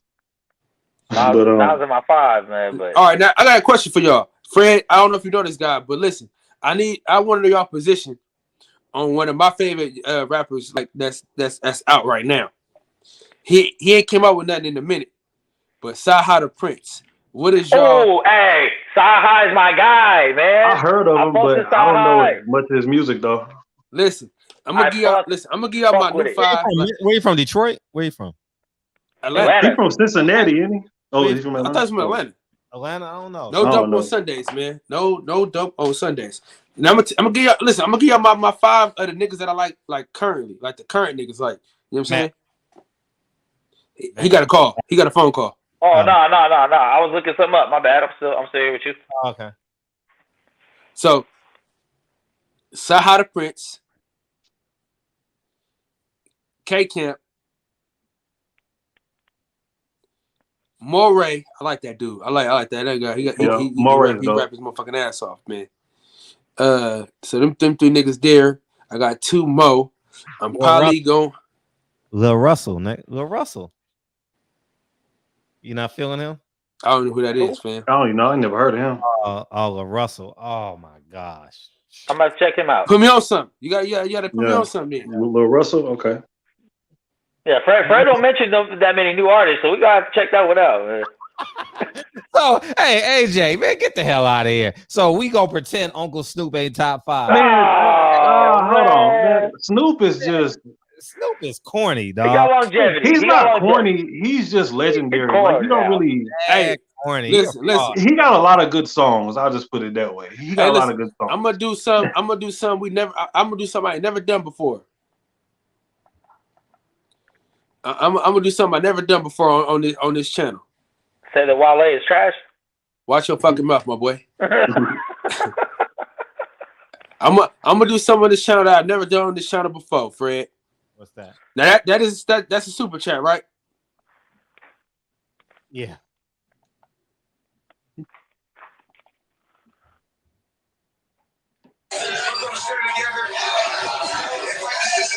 He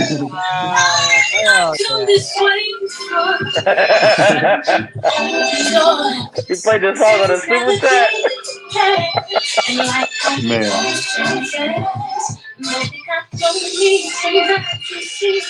Damn, AJ. Damn. Everybody go click this link. Lil Russell murders this track, dog. Murders this track. Do that dance for me. There it is right there. Click that link. Go. It's a cat out here in the Bay Area from Antioch named Simba. Simba's hard. I heard of him. But he got generic ass music sometimes though. Even though he could rap, he kind of got some generic ass songs though. See, like there's people that are really, really good at rapping and not that good at making music, and there's people that are really good at making music and not that good at rappers. Yeah. Just like Snoop. Snoop is good at making good songs. Weak, but you man. talking about just rapping? Nah. Snoop a fraud, man. When was the last time Snoop made a good song? Drop it like it's hot. No, he's like, No. Now listen, the nigga just had him, E40, Too Short, and Ice Cube got a dope ass song. Oh, the West Side Collective or some Didn't they perform that on Mount Westmore? Yes, brother. Yeah. Didn't they perform that song on Triller, wasn't it? With the Jake Paul and Ben Askren fight or some shit? I don't know, but that motherfucker hard though. That motherfucker hard, guys. I ain't gonna lie. I fuck with 40. 40's like I love him or hate him. I know people that just cannot stand 40. Like, yeah, I'm not a E40 fan at all. It's one of there's no way you're in the middle. What? He is no play. No play. Yeah, 40 gets no play in my ride. No play. Get the fuck up. Square the fuck up. Square the fuck up, nigga. Don't make me come out to Oakland, nigga. Y'all niggas got the game fucked up, man. 40. See, this is what I'm saying, man. Look, you can't argue with no nigga from the Bay. This is the problem. See, y'all, the shit go off your head like a shower nozzle. Shout out to 40, man. The great fucking philosopher. Listen, probably the greatest philosopher. Earl Steve. No, look, see, the greatest, like, perfect sling. example. He better have to sling. Perfect example. You cannot argue with no nigga from the Bay about E40. They are the only people on this earth that feel that way about E40. That's not true. That's not y'all true. Are the only Go people to the Midwest. On this planet. Where you from, nigga? Originally, I'm from North Carolina, but right now I reside in Oklahoma. Yeah, they all got 40 out there. Whoever came out of Oklahoma. Sooners. Timothy Bay. Carrie Underwood. Listen, I love what part of North Carolina? What part of North Carolina? Fayetteville. Whoever came out of Fayetteville besides J. Cole, and he came out by accident. He had to leave that motherfucker to get on. That nigga went to New York and got on. Hey, well, I can tell North Carolina. Say what? Fayetteville is the little cousin that you had to bring to the park with you. Fuck out of here. Charlotte is the big cousin that had to bring Fayetteville to the damn park with him. Hell no. Mr. Thomas want to say something. What's up? No, I was just enjoying you brothers speak about the California legend E40. I don't get how people disrespecting the 40 plug, man. That's a 40 water, and I'm from Southern California. I'm not even from the Bay Area. I'm from the South. Man, tell them about it, man. I love me some E40. I don't know what y'all talking about, man. E40 got one good song. What's that song? 40 water. That's the only crazy. One. That's the only one, bro. Sugar. That's the only one, bro. What about One Love? Classic, man. He's a legend. Captain Saberho? Dusted and Disgusted? See, I don't know none of the songs. I only know like a couple. Oh. Listen, man. See, this is what okay, listen. Guys, this is my only problem with y'all niggas, man. You can't say you don't like a motherfucker if you haven't really listened to their music. That's why I don't say I don't like niggas until I listen to the. I try to listen to more than just one song. I heard enough. As soon as I heard 40 go with that, you ain't heard a I'm fucking done. thing, man. I'm done. Hey, I'm done. That's Hey, it. all Turn you it need to do is listen to In a Major Way and my Ghetto Report Card, and those two albums will. If you don't like that, you will never like them. That's it. I'm gonna listen to it. I'm gonna listen to E40 tomorrow. In a Major Way was his early '90s shit, so it was a little more, different sound. And then my Ghetto Report Card was the hype shit. So he didn't have one of the best verses on I Got Five on it. Oh hell yeah! Richard Rich did. Richard Rich got the. I know Richard Rich had the best verse. I said he didn't have one of the best verses. I mean, that shit 40 years ago, man. But man, 40 years. Well, Fred, y'all the same age, shit. Oh, motherfucker. We halfway there, man. We halfway there. If y'all don't like E40, y'all wouldn't like Sugar Free and Too Short. Nah, bro, like Sugar Free. Hey, I'm not gonna lie. Hey, I will not allow either one of you niggas to disrespect Sugar Free. I can't fuck with Sugar Free. I don't know, bro. Tripping, boy. Sugar Free. Listen, I don't really like Sugar Free either, but he's listen, if I'm gonna say my favorite, hey, listen, I give y'all my top 5 that I think is dope. But if I give y'all my favorite 5, listen, as long as they Wale. He about to say Young Mouth. Hey, Young Ford. The nigga said, listen, he said it don't cost a dime. I will knock the porch off your plate if you don't want to knock one off of mine. Come on, man. You're tripping, man. Mind your fucking business is what he telling you. You know what I'm saying? I won't get in your business if you don't get in mine. Shit. Fred, you better quit fucking around, man. If you stay ready, you ain't got to get ready, nigga. I'm corny. Like I'm man. My music is limited. Mine too, though. Man, I can't lie. Listen. So you're more of a New York cat, that Beyonce song that Fred, I want to thank you for letting me on your show, man. More than welcome. Please come back. Please come back, Mr. Thomas. Yeah. No, nigga, hold on, Thomas. Hold up. Yeah. Who is your favorite rapper? I'm young, bro. I'm 22, but I like, if you talk overall, probably give me 5. 50 Cent. Play the song, Fred. 50 Cent. Hold on 50 Cent? Yeah. He's on 50 Cent. He's a Power guy. He watched Power. So nigga, look. Play the song on 50 Cent? Old 50 though. But he watched Remember, Power. This dude is 22. Hold on, probably only listen to I'm getting money. Kevin, you do know he got 3 of the best theme songs the world has ever heard. What? Ever. What? He didn't do Good Times. I'll give you that. The nigga's the king of theme songs. And he ain't got a bad theme song nowhere. It's a Finney town. That one. Yeah. He got that one. He got the new one with Charlie Wilson. The big rich town. Charlie Wilson, you mean Joe? He got the ups and downs. You know, I get around. You know me. It's all part of the game. Man, that's a good one. Quit playing with 50, man. That's what Chopper. You talking about theme songs though? Come on. And at least you can wish me luck, but they 4 songs, Kevin. Oh, okay. See, you know. See, I didn't know that. I didn't know that. It's 50. See, because you ain't listening. But you know what's so crazy? I like, even though I'm young and most people expect me to listen to hip hop, but man, I like R&B more, man. That's what I really fuck with the most. I just like I be on love R&B. R&B died though. Yeah, and then not current R&B, but 90s R&B. He died like it's a person. R&B dead, man. R.I.P. man, that shit dead. Yo, what's this one chick though? Her name is Tim's or Thames. I don't know if y'all heard of her. It's a dude. Tim's is a dude. Seriously? Yeah. Tim's is a dude. Yeah. Bro, he sound like a straight up female, yo. He sound like a straight up female. Yeah. He got a banger out though. He got a banger. Bro, he got this one that's called Free Minds. Bro, that stayed on repeat. Yeah. I'm about to check that out. I never heard of that. Yeah, bro. Yeah. I've heard like Snow Allegra's cool, you know what I'm saying, as far as the new wave. I really like her too. Georgia Brown. This R&B ain't shit, man. I'm sorry. I don't like this R&B. It ain't shit. Her is a problem. Yeah, she's good. She's good, but she's not R&B. She's soul to me. See, rhythm and blues. You gotta have rhythm. She's all blues. Where's the rhythm at? I need some rhythm. Okay. I can't listen to no. Oh, you know it. I listen to some. This is how we do it. Don't ever do that again. You were leaving, right? Bye, Tommy. I was just trying to say they can relate me on your Yeah, you're a cold piece, man. Yeah, shit. Well, you say you from LA? What? No. I'm from San Diego. Nah, what's up? We respect that.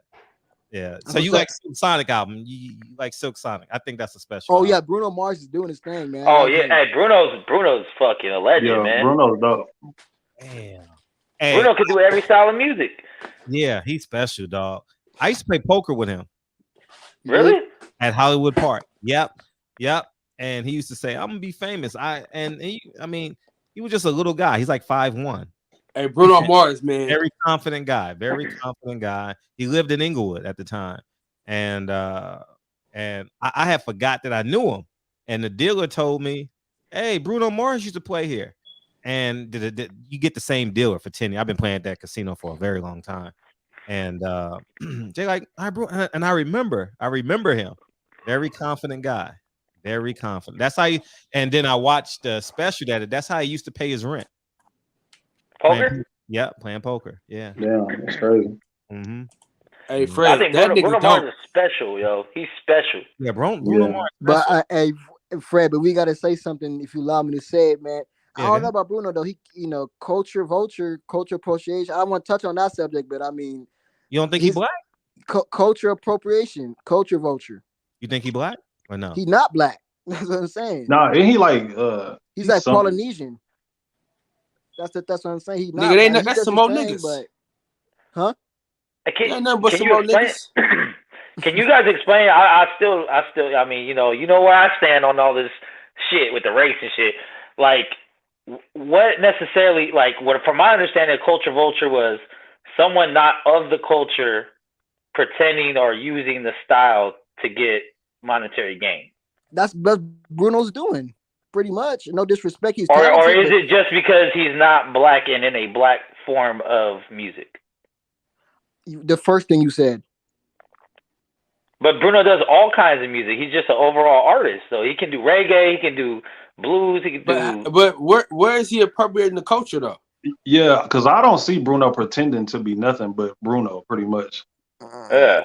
I don't. Well, come on with the fro and everything, the fro and coming over and talking about making we got me dripping in finesse, going all the way to the 90s back to the 70s. I mean, no, I'm not trying to say that he's not talented. I'm not trying to say, but like he is a guy who is using that black image because he looks so-called black.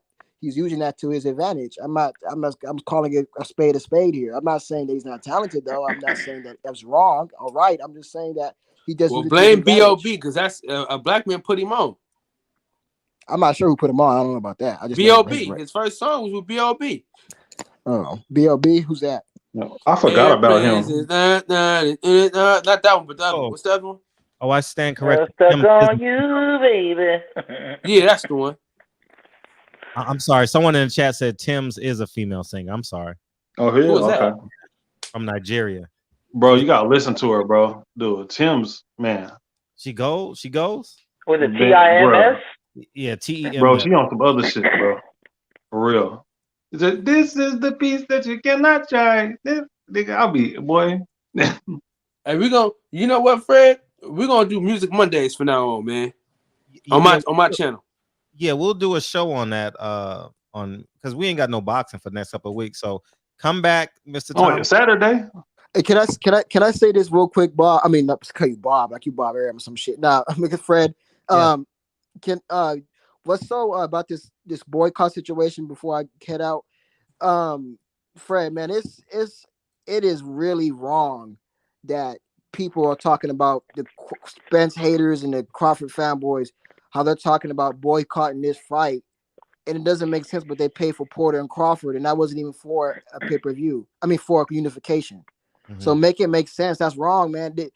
Let's just take Spence out of this Crawford situation. Let's just say the two don't even know each other. Why are you not going to support a unification between three black fighters? That makes no sense. Listen, I want to see Crawford succeed. I want to see him in his endeavors. I want him to have successful pay-per-views. I want him to make as much money as he can make. But I see the bigger picture. So these guys are only seeing the glass half full. you're supposed to support your people. We talk about keep it in the community, etc. You know, we got to keep it with our people. With all this bull crap, but when the rubber meets the road, now we talking about boycotting it. That's not right, man, for these fighters, man. And it's bigger than just Crawford and Spence. It's just supporting a high level fight between two so-called black fighters. That's how I view it, man. Okay, so I get what you're saying, but if it's some bullshit, I am not paying for it. How's it bullshit? What's bullshit about it? Is Ugas a bullshit fighter? Well, okay, so I support Errol Spence, right? But let's say if Spence was fighting who's another low level like black fighter? Shit. Give me one, somebody. Fuck. Andre Berto. You're saying it. Go ahead. Yeah, just like okay, Berto, right? Respect him, but Berto is on the other side. Yeah, okay, right. So if they had put that on pay-per-view, I love Spence, but I'm not about to spend $79.99 on that fight, like at all. So wait a minute. So we're talking about Dennis Ugas, the same man who went in there and beat Manny Pacquiao convincingly, the same man who went in there and able to beat Keith Thurman, right? We're talking about now you don't want to support the fight because now it's not high level enough for you, but you're going to support Crawford and Porter. I'm not saying that you did, but people in general. Make that make sense, brother. I got something to add on to that. I think, and hey, no shade to you, Fred, but you voiced his opinion, right? You voiced his opinion. He said, as a fan, if they're not giving you what you want, right, then don't support the shit. Yeah. And that's what it comes down to. It's not that Ugas ain't a good fighter. It's we've been waiting 4 fucking years for this fight, and it still ain't happening. So for people that are diehards of Crawford, they're not going to pay for it. And vice versa. There's probably people that were Spence fans that didn't pay for Crawford shit. Like, I'm not going to pay for any of them, but I'm going to watch it. And if you don't pay for anything, Max, no, hey, that's your prerogative, bro. I mean, I'm not gonna hit on you because I'll pay for Spence and Crawford. I'll cash out $100. Oh hell yeah! I'll definitely pay for that too. But I'm at the same time, my point is that this is still a high level fight between two so-called black men. So why are we not, or just taking race out of it? When do we get 3 belt unifications? You know what I'm saying? In the sport of boxing, that's a rare feat. So let's support it. Let's not talk about boycott this and that. Would you pay for Charlo Castano Part 2 if it was pay-per-view? I would pay for it, yes, because the first fight was so good. What about if the first one before you saw the first one? Would you have paid for that? Yeah. I mean, if I had the means to do it at that particular time, I would have no problem paying for it. I probably wouldn't have, but even though it's undisputed, it's 4 belts on the line. Yeah. It was a good fight, though. The first one was really good. Yeah. Yeah, the first one was a good fight. But I just feel like it's wrong that people this thought is even coming in their brain. This stuff is coming out their mouths. Like, what's your thought, Fred? I was going to ask you, is Ugas cultural misappropriation? No, Ugas is so-called black. Okay, I'm just asking because I think Samoans is black. I see Samoans as black. I don't see them as anything else. Samoans, Polynesian, the Polynesians, which is just pretty much just Asians, which is then pretty much just a derivative from white people. But that's a deep topic right there. Mm-hmm. Yeah, come back. We can have that conversation. No problem. Well, hold on, wait, Thomas, before you go. Yeah. See, I just got tired of paying for bullshit, man. Like, I just got to a point where I'm just like, man, you know what? I am sick of this shit. Like, I be trying my best to support. I had bought every Tank fight that was on pay-per-view up until this last fight. I was like, man, you know what? I feel like I am getting ripped off, bro. Like, I just feel like it ain't even worth this shit. But this is what I'm saying, though. This is not Ugas and Spence unification is not of that caliber. You're talking about, okay, I could see if you're talking about Cruz and Davis. That makes sense. I could see you talking about Luis Ortiz and his opponent, Charles Martin. He's about to fight. Okay, that makes sense. But this is two arguably the top 3 fighters in the division going at it. So what is wrong? This is not a low level event. This is a high level fight. There's other fights outside of boxing besides Bud Crawford and Errol Spence. No, I want to see it too, but there's other fights. There's more to boxing than that. We got to take our glasses off and we really got to analyze is this a good fight? This is an A-level fight. Is it A plus with Crawford and Spence? No, but it's A-level, so it deserves that. Especially if the undercard is good. If the undercard is solid, then there's no reason why you would not pay for it. I mean, the way I see it is like, how many dates you gonna take that bitch out and pay for before she give you the pussy? Like, how many more dates we gotta support? Like, how many more fights we gotta support on both sides between Crawford and Spence before they give us what we want? Like, I mean, we know what we want. The people have spoken. It's been the most talked about subject for years already. So I mean, I think Spence Ugas is still a good fighter. No shade to Ugas at all. I think he's a solid fighter. I think it's gonna be a more competitive fight than people think. You know, but we all know what we came for. We all know what we want to see, and the time is ticking away, man. Like, I'm pretty sure not a lot of people paid for Joshua and Usyk, that last fight. That was for 3 belts. I'm out of the UK, so I don't know how that works. But I mean, I'm not saying I wouldn't pay for it. Though. I wouldn't say I wouldn't pay for it. Like, if I had the means to pay for like every single fight when it came, I'll do it. Because at the end of the day, you guys don't complain when you talk about going to the football game and paying your ticket. You guys don't complain when it's not a Super Bowl matchup. You guys don't complain when it's not the final eliminator for the Super Bowl. You don't complain when you go out to pay the basketball ticket. But when these guys put their lives out on the line, you guys want to, and this is a high-level fight, you guys want to complain. Make that make sense, man. Yeah. You got a point. Yeah. I mean, there's the other side of it, too, is on some of these fight nights, there's a better UFC card you can pay for also. Like, there's times when there's both the fights, but UFC has a stacked-ass card with 3 championship fights, and then you got a boxing match. It's like, you're not going to pay $140 to watch both of them shit. No, like, and the prices are a little bit too much. I agree with that. But if you're going to pay for a football game, you're going to pay for a basketball game, you're going to pay for an MLB game, why are you not paying to help support these fighters and pay for their game? I don't get it. I don't get it. If this was garbage, this is some 2 bums fighting, that would make sense. But you're talking about championship level fighters fighting, and you're not paying for it, but then you want to pay for other ball games and sports, that doesn't make any sense to me. Especially when the risk in this game is high, when these guys could die at any moment, getting hit by the wrong punch. That doesn't make any sense, and people want to complain about paying for this. This is not no damn Arturo Gatti versus some bum in Russia. This is Errol Spence and your Dennis Ugas, 2 high-level fighters, maybe not as high as Terence Crawford and Spence, but still a nice fight that you should be paying for. I rest my case, man. With that being said, Fred, I thank you so much for letting me on your panel, brother, and we can have that deep talk. What I kind of view things, and from race perspective and stuff like that in the future. Max, Kevin, and the other guy who got up. It was a pleasure speaking with y'all. Appreciate you, brother. Thank you. Bro. I'm actually kind of interested to see the effect it has, if the boycott's going to dent the numbers at all, or is it just a handful of people saying we ain't going to buy it?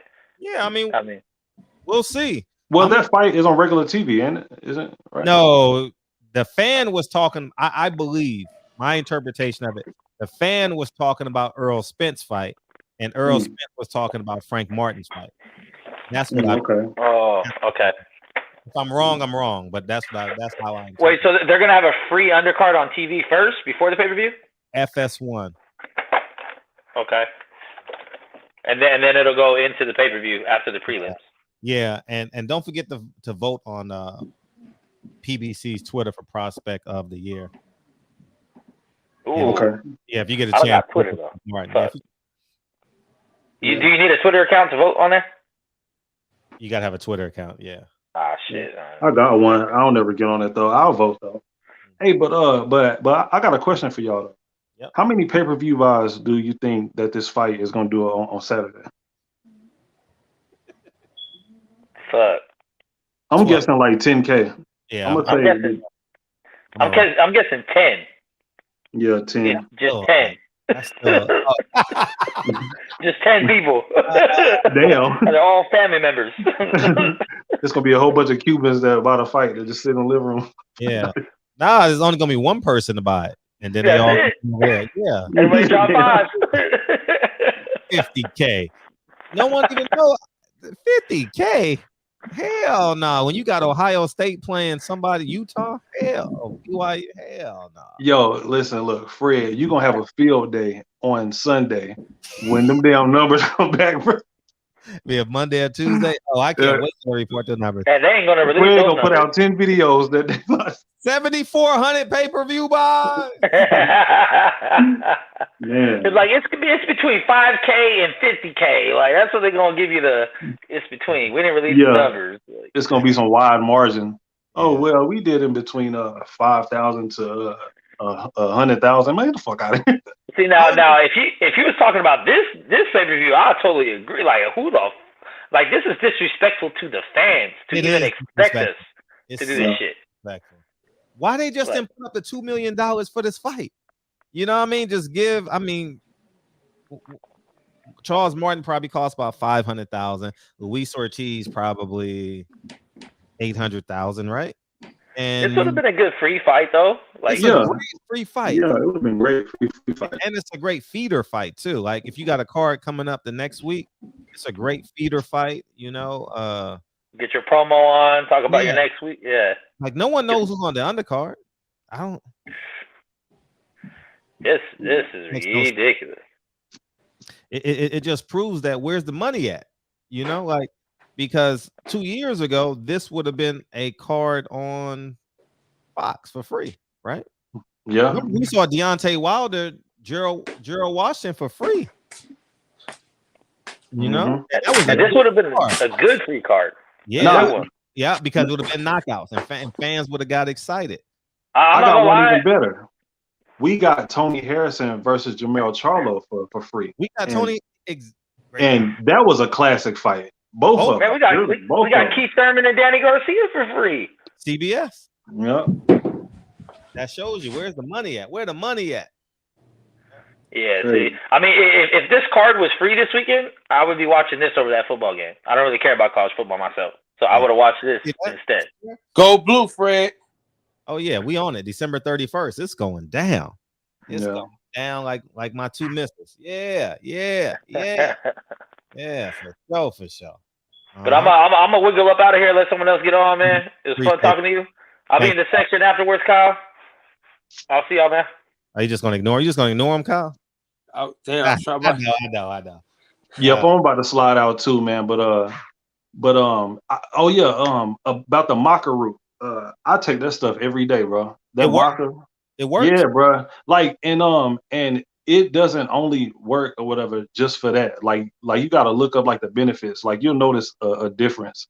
Like, whenever you start taking it, I take it every day. And where do you get it from? You can get it off Amazon. You can get it from I'm gonna go get it tomorrow. But make sure that you get the one that has it has to be mixed with what's it called? Mixed with black pepper. It has to have the pepper in it so that your body can like absorb it. But just do your research on it though. It really does work. Yeah. Is it like a it gives you more energy too? Yep. Okay. Yeah, that's what I need. That's what I need, more energy, because my workouts be exasperated me, man. Yeah, bro. And I'd be dead to the world. Yeah, and it is a natural testosterone booster too. Okay, like, so just like look it up. Like, when I take that, I notice like how I'm just a little bit different. Like, I'm a little bit more assertive. Like, I'm a little bit more ready to like whatever. I take out the trash. Like, I don't like wait around a little bit. Like you know what I mean? Mm-hmm. But check it out though, man. But go ahead. What's that?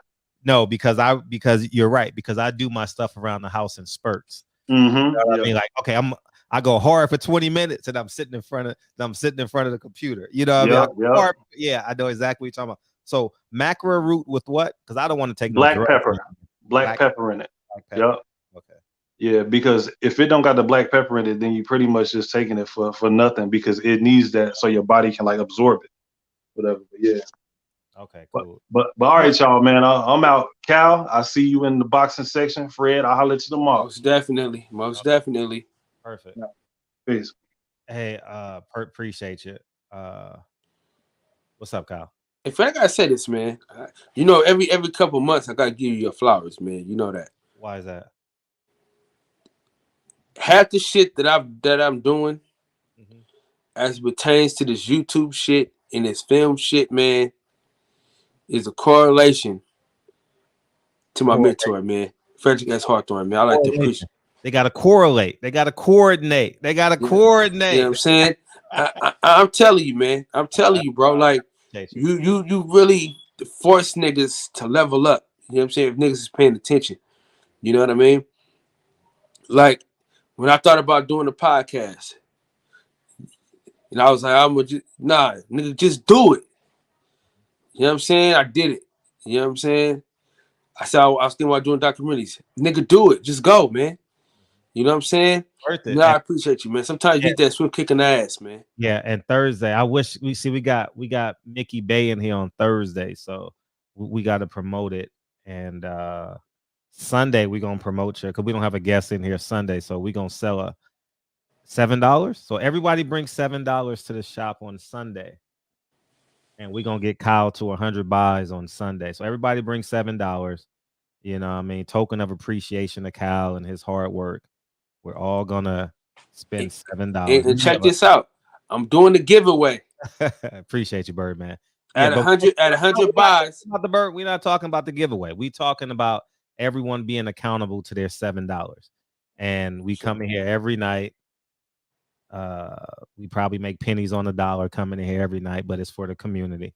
And everybody gonna bring. Don't cash at me. I mean, don't super chat me on Sunday. We're gonna cash app Kyle, and we're gonna purchase his movie on Sunday. All right, and that shit sound crazy, man. Yeah, that's what we're gonna do. No, that's what we're gonna do. That's what we're gonna do, and we'll do it like that on Sunday. So we'll get you to 100 buys. That's the goal. 100 buys. That'll get the first $700. You know, you spent about $3,000 or $4,000 on the film.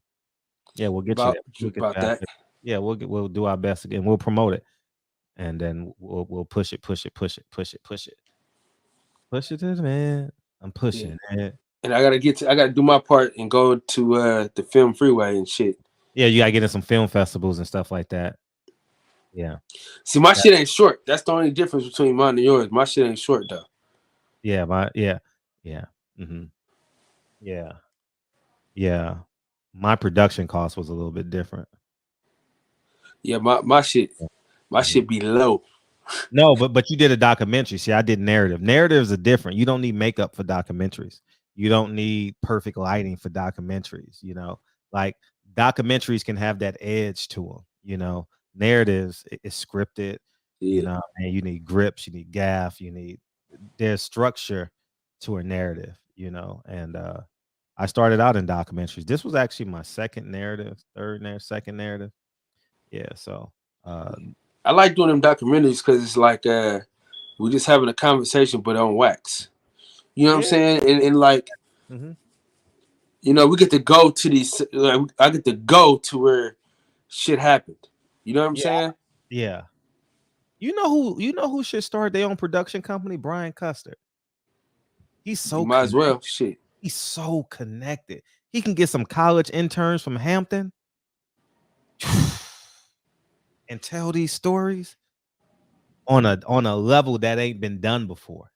Yeah, because that motherfucker, he's special, man. That's one dude, man. That dude is, man. Yeah, great man. He's really a great man.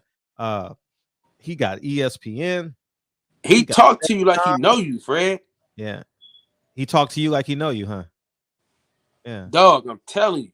I had my little G-Shock watch on, right? He had a fucking Rolex on. He's like, man, I like that watch. I said, you like this watch? You got a fucking Rolex. No. But yeah, his ties, his YouTube channel is great, but he can put out, if he had a production team, dude, he literally can take over the sports world. He got ESPN, Fox, and Showtime all in one shot. He's working on every major sports, and he does college basketball. Yeah. He does. I catch him from time to time on college basketball when I get the East Coast feed. He does that, and ESPN at 8:00, Showtime boxing on Saturday. man, fuck the money, the power. He got that, man. He got that. He can make a move that is.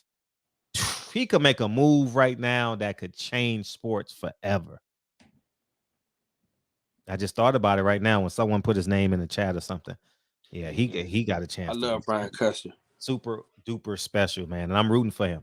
I'm rooting for him because I know some kid from Hampton is going to get a job at ESPN because of him and navigate into his own into ultimately what he wants to do. So yeah. We putting out big movies this year. For how many projects you trying to put out this year?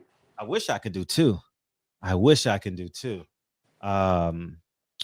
This one comes out May 19th. I'm shooting it February 20th and February 21st. So the production, I don't have an idea for my next film. I was going to do the documentary that I've been working on, but I don't think it's ready yet.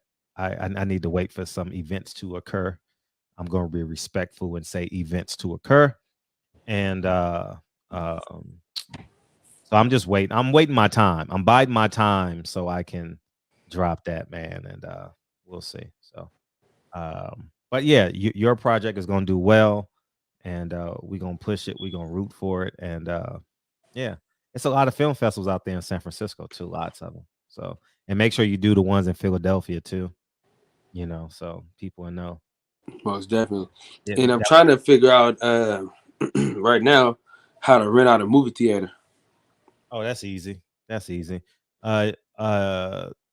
you call it will allow you to do it for $169. I forget the name of it. AMC, huh?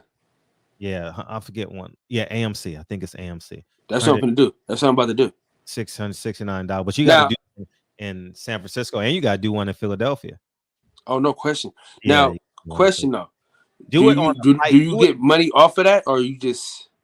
Yeah, you can get money on it. You can get money off of it. You can have people purchase tickets outside of the movie theater, but for your screening, you need to. I think $5 a person, whatever you're going to charge. I think them reposting it is as powerful, if not. You want you want their friends and family to feel special. You want to. It's like when the director does or the producer does the red carpet. It's like, thank you. I appreciate everybody. Genuinely just want to say thank you from the depths of my spirit, and have all your friends and family come to see your greatness.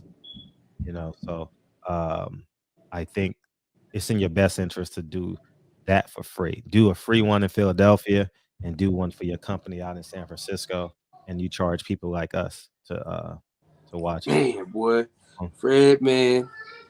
Nigga, write this shit down, y'all. Like, man. I mean, I'm telling, bro, listen, Fred, nigga, I carry this shit like it's the Bible, nigga. I'll be putting this shit to action. You know what I'm saying? Kylie Marie, hold on. She got 4 minutes. She can hold on for 4 minutes. You need to find your phone, girl. No, Kaba Kameni. I internalized everything Kaba Kameni said. Not everything, but he said, give your greatest attribute to your community for free. And that's what it is. So I'm giving information. I'll right back for this girl is killing me. Give it to him for free. Be quiet. I think it's that important, man. Hey.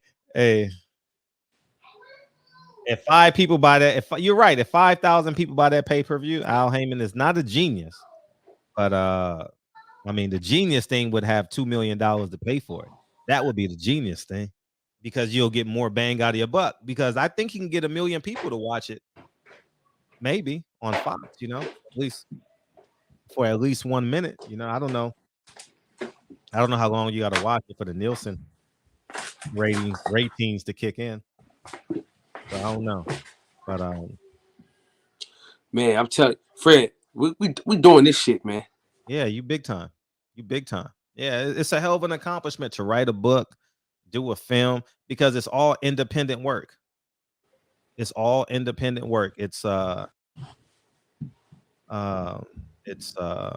you. Something that Dame Dash once said. Mm-hmm. You know, in the words of the great philosopher Dame Dash, man, you're not a boss if you ain't putting your own money up, man. Mm-hmm. Yeah. Yeah. Uh-huh. Yeah. So I had to put money where my mouth is, man. Yeah, when you put your money and your time, it definitely holds you accountable. Man, for sure. And I'm telling you, Fred, this is just the tip of the iceberg. My next two finna be like my next one is gonna be like you get better. You get better and better. You gonna see. You gonna already seen ways to get better just off of this one. Oh yeah, for sure. Like I talked to my two Puerto Rican partners from Reading, Pennsylvania. Mm-hmm. They both started boxers from that area, and yeah. Why don't you do a 24 in Jerron Ennis? You can't really do that. Why? Because you got to think about Showtime. Yeah, what do you mean you got to think about Showtime? No, he got an exclusive deal with Showtime, Fred. You can't just. What do you mean you can't just? Sure, you can. What do you mean? You can? Yeah, he's independent. He can do whatever he wants. Nah, but he got to deal with Showtime though. It don't matter. Like he can still produce his own content. I'm highlighting.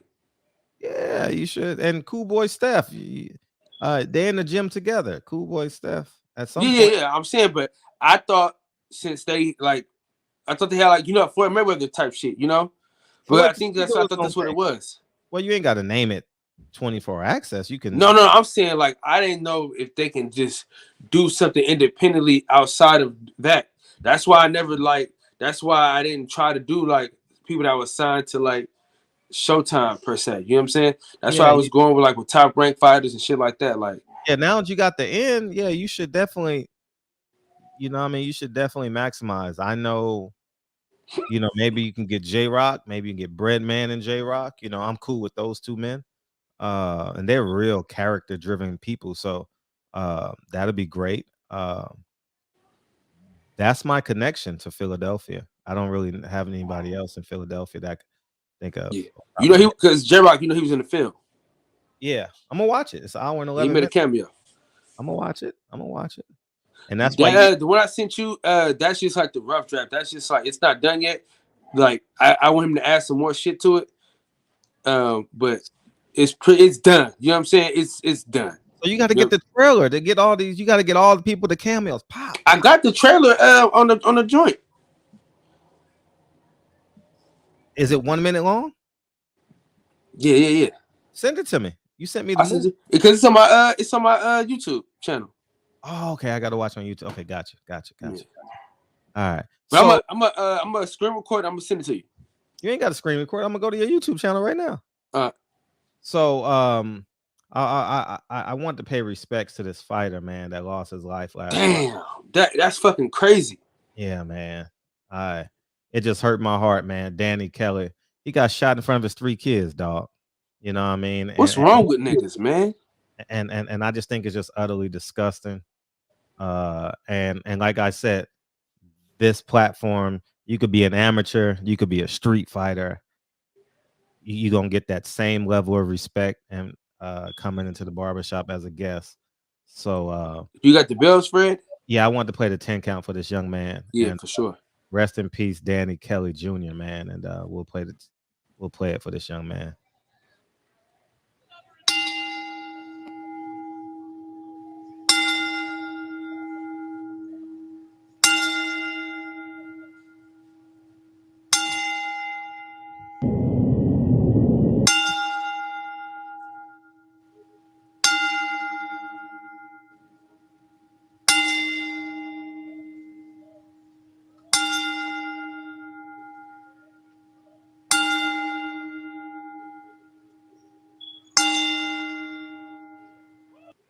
Yeah, man. Rest in peace, Danny Kelly Jr., man. And peace be to his family. If anybody has connections to his family, I would love to make a donation to this young man's family. I don't have no connections to him, nothing like that. So if anybody knows, just DM it to me.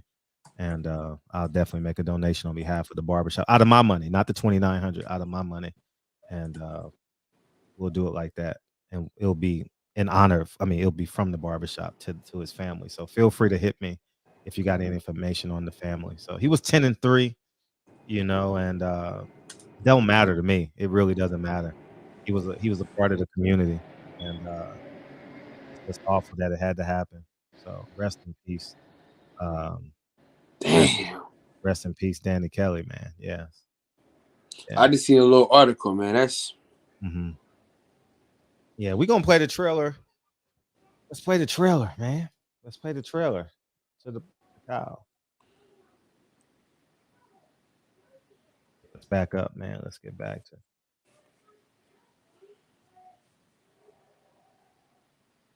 Where's the trailer at, Kyle? It's not on your page. Man, you over here making stuff up, dog. Man, I'm telling you, gotta go down. You gotta go down. There's a lot of videos, player. Man, hold on. I'm gonna send it to you. I'm gonna send it to you. You gonna DM it to me? Yeah. I'm gonna do it right now. It ain't got no licensed music on it, do it? All right, cool.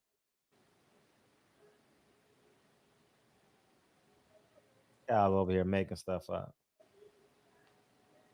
I got so many videos, boy.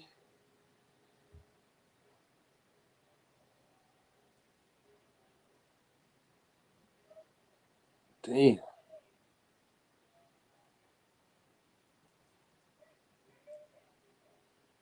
So anyways, in the meantime, between time, man, I looked for that 14-year-old young girl that passed away here in LA.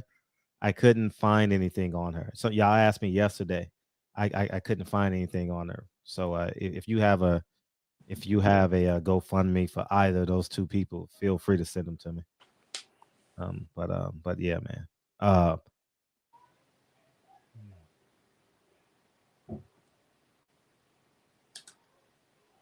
How you know we lie, right?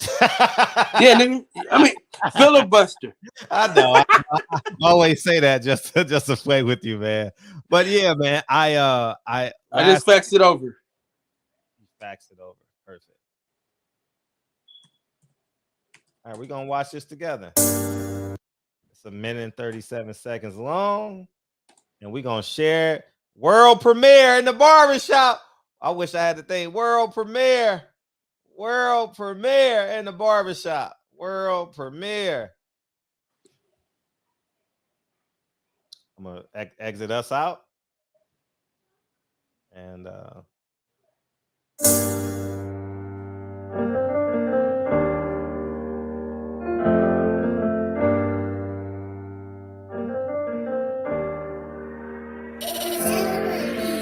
talk that shit to my hood, how we done lost it all. Had some good and bad times, never thought we would fall. It's like we even up the score, then we missed the ball. I was listening to you all day. What? Yep. What's up, baby?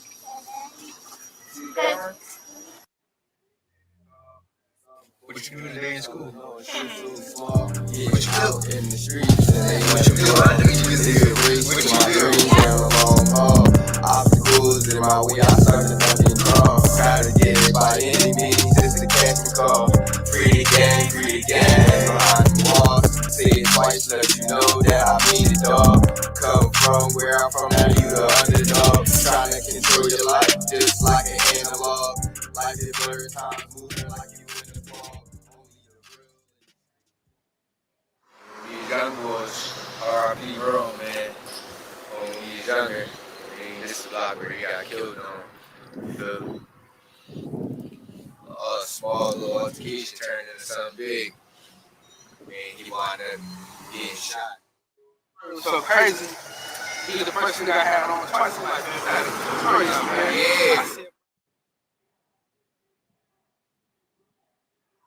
Kyle all up in the videos and listen. I told my cameraman, right? I said, bro, I'm not trying to be in it like that, bro. He kept like, okay, on the advertisement on the trailer.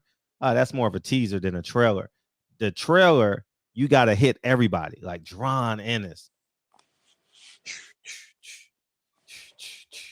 You ain't even got to tell a story. You just got to be like, boom, boom, boom, boom, boom, boom. You got to hit them. You got to hit them. And people going to think, oh, this movie is about Jerron Ennis. I'm buying it. It's about J-Rock. I'm buying it. Nah, but it's about him. You know what I mean? So you gotta hit him. You know, boom, boom, boom, boom, boom. You ain't got to really tell the story on the trailer. How you feel about the teaser, though? The teaser. It's cool. It's cool. Yeah, I'm excited for you, man. I'm excited. You excited? We gonna support it, man. Yeah, man. Supporting it, man. We support it. It's your first project, man. That man, to complete a project. Man, come on, man. You completed a project 2,400 miles away from your home. That's impressive. I've never done that. So I think that's we got more to come, big dog. We coming, Fred. Yeah, you deserve it. You deserve everything. You deserve it all. You know what I mean? But quick cuts with the trailer, quick cuts. You know what I mean? Quick cuts. You know what I mean? Tell the story in the cuts. You know what I mean? If you want to. Yeah. Poke your chest out, man. Pedro Richmond. Hey, I don't know who your daddy is, but goddamn. Your name should be Pedro Williams. If your name was Pedro Williams, you know how many conversations would start after every place you left? Pedro Williams. Hold up. What's wrong with this nigga Fred? Hey, they say Floyd Mayweather still owe Logan Paul some money from the fight. Oh, I've been meaning to do a video on that for 2 days, man. But I had too much consecutive Floyd Mayweather content. I was like, man, this my channel is not about to be no Floyd Mayweather. You know what I mean? So I gotta put some shit in between it though. But yeah. Al Heyman and Floyd Mayweather owe that man some money. So but yeah, man, we gonna celebrate you on Sunday, man. And in the meantime, between time, we got Money Powell coming in here tomorrow. We got Mickey Bay coming in here on Thursday. We got Kyle coming in here on Sunday, and we're gonna make it do what it do, man. And you can talk about your film, and if you want your fighters to come on in and Sunday to come on in the shop, do what y'all want to do. Just have a good time, man. You know what I mean? And we'll do it. And when Champion Heart get done with his medicine, he can come on here and sell that shit too. Nah, man. Caribbean bowls, man. Oh, man. Man couldn't even make a tuna fish salad. Now he's selling Caribbean bowls. Hey, I want to see that. Hey, you're more than welcome. Hey, Champion Heart, if you want a segment, hey, Champion Heart, just say you want a segment on the show, man. He just want us to say, hey, Champion Heart, hey, you should come in at 9:20 every night and do a segment. That's all he want us to say, Kyle. That's it. He just wants to say, that's all he want, man. Kyle, I mean, Champion Heart, dog. Man, just come on in here, man, and we'll give you a 7-minute segment, man. Just come on in here, man. It's cool. It's cool. Hey, I'll tell you, man. Cooking with the champ. Cooking with the champ. There it is. Cooking with the champ. Chef champ. Champ chef. Whatever. Champ chef. Chef champ. Hey. What did we say? Don Chili. That nigga Don Chili, man. Making Don Chili with Champ Chef. So yeah, man, you ready to get out of here, man. I appreciate y'all coming in here tonight. Once again, we don't know where this show is going. We have no idea where this show is going. But it's always gonna be fun in here. So yeah, where's Terence Beck? How's Terence Beck? Yeah, he's good because I see him posting. I saw him. Yeah, man. He got upset with a few people, man. And he don't. Man, come on, man. That's part of the culture here.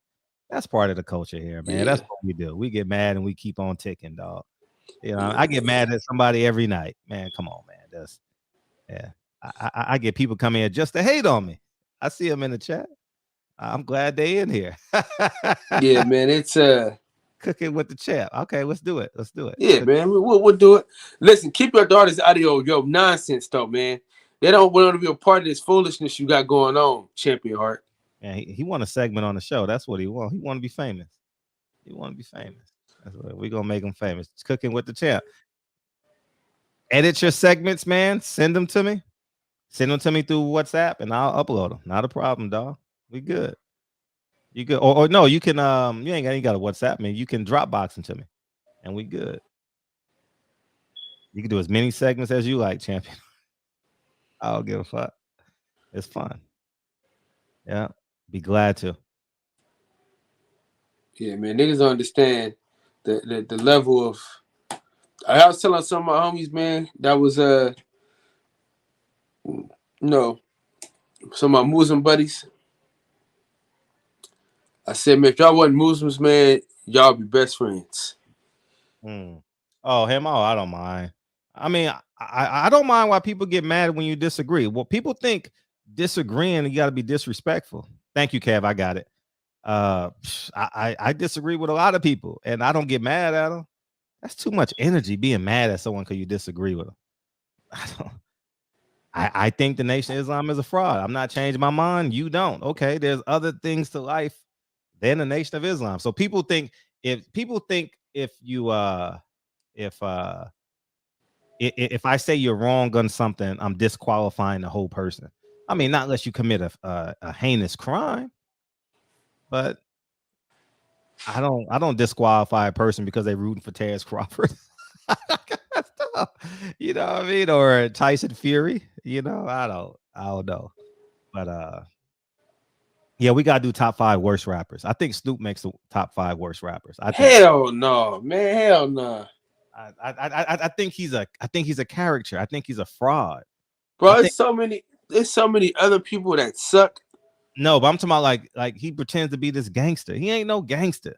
And he's 50 years old, still wearing like blue rag onesies. That's stupid, dog. That's stupid. You work. Bro, he ain't did no gangster shit in so long, man. All the man do is smoke weed. Yeah, but I just hate that he's perpetrating that. You know what I mean? You rich. Be rich. He don't ever do gangster shit no more, Fred. No, but you see him in pictures. I saw him in a picture last month in a gangster onesie. I'm like, what are you talking about?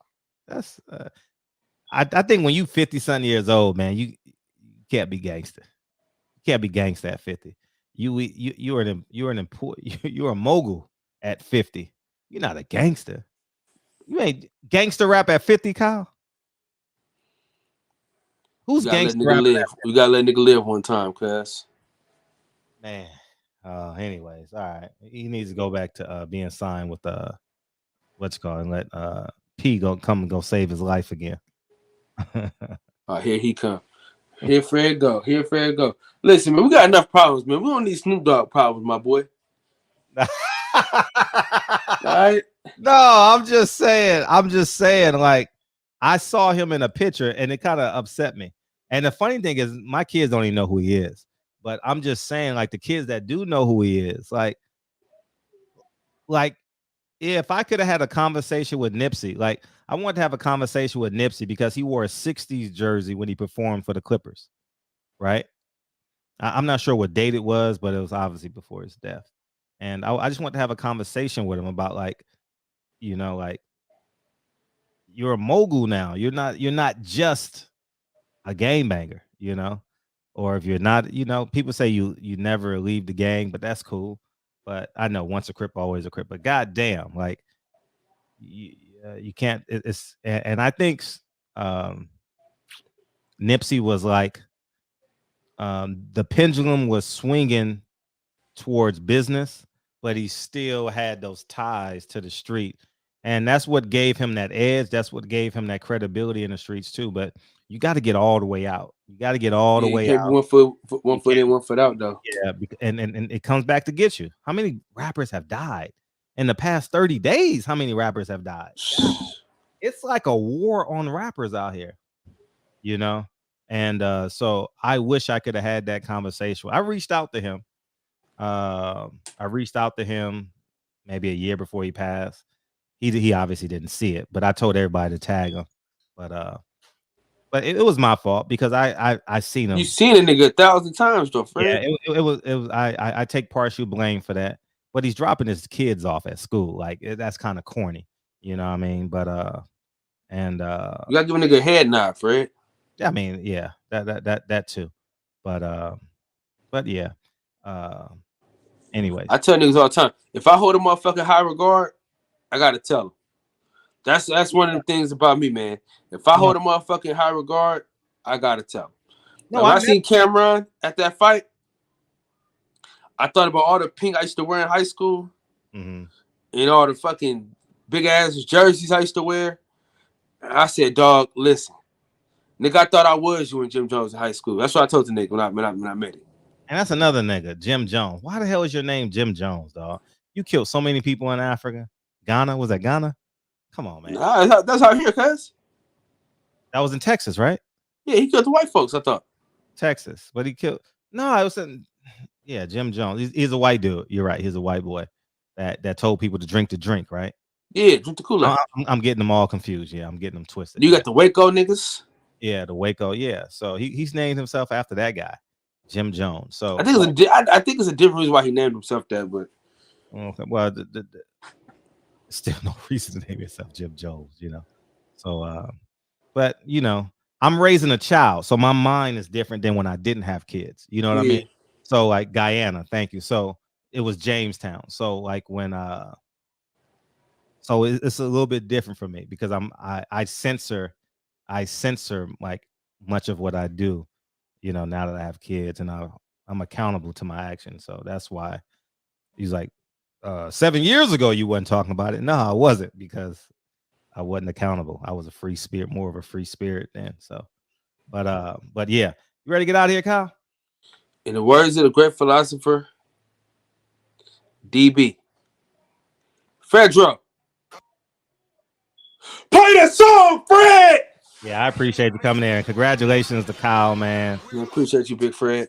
Yeah, that's love. Congratulations to Champion Heart, man. He got a segment on the barbershop, man. Cooking with the champ, man. I like that. Cooking with the champ. We got Jay-Z in the building, man. You're welcome. Oh, that's his real name, Jim Jones. I stand corrected. I didn't know that. Bleak Leak, appreciate you. Is it? Be pugilist, man. It was Guyana, to be exact. Guyana, Escobar, Birdman, Bleak, man, Birdman, Joe Garcia, D-Man, Champion Heart, man. Hey, he gonna throw enough knives. One of them gonna stick to the target. You know what I mean? Pedro Richmond, the most original name in the barbershop. Pedro Richmond. Hey, Duke Todd, D-Man. What's up? Appreciate your input, KB. Appreciate everyone in the super chat. Carolina Ryder, man. Thank you, man. God damn. Carolina Ryder be over there printing money, dog. Man, hey, listen. I ain't gonna tell y'all. I ain't gonna tell y'all niggas what happened in Vegas. Yeah, he got it, man. I appreciate you, man. Yeah, nigga name is Joseph Gilliam Guillermo. Jim Jones. Nardy Crash, man. I appreciate you. Richie Rich in the building, dog. You got to come be a guest on the show, man. You got the best verse on. I got 5 on it. Hey, man, I appreciate it. Peoples Hernandez is in the building, man. Oh, man, we going to find your daddy, Pedro. We going to find your daddy, all right? We going to find him. Oh, and another thing, too. You're a wild boy, Fred. Yeah, you know what I need? I need a white lady that's 70+ years old, or that looks 70+ years old for in one of my in my upcoming film. So if y'all know a white lady in the LA area, let me know. I need her. I need her. Rob G. Hey, what kind of show we about to start now, Fred? Say it again, please. What kind of show we about to start now, dog? What kind of show? Kind of trouble we about to start now. This next film going. Oh yeah, I'm fearless, so it's gonna be interesting. The trailer will be out in March. Y'all see it. I'm just waiting on my acting debut. That's all. I just saw your acting debut. I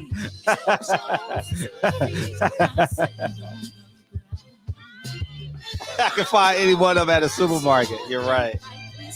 Ain't no white people in my neighborhood, dog. Ain't no white people. It's like 80% black, 20% other. You know what I mean? The devil is a lie. Hey. I'm telling you the truth. Hey. Tell me what you do. Hey. Hey. We going over to the boxing section. Music Mondays, baby. We here. Music Mondays. I'll be in there. I love y'all, man. Love y'all. Hey, Big Fred, I'm gonna get to that playlist ASAP. Yeah, take your time. I know you're busy this week. If you can't get to it this week, we good. You know what I mean? Appreciate So we'll get to it. Yep. All right, it's all love, y'all. Peace, y'all.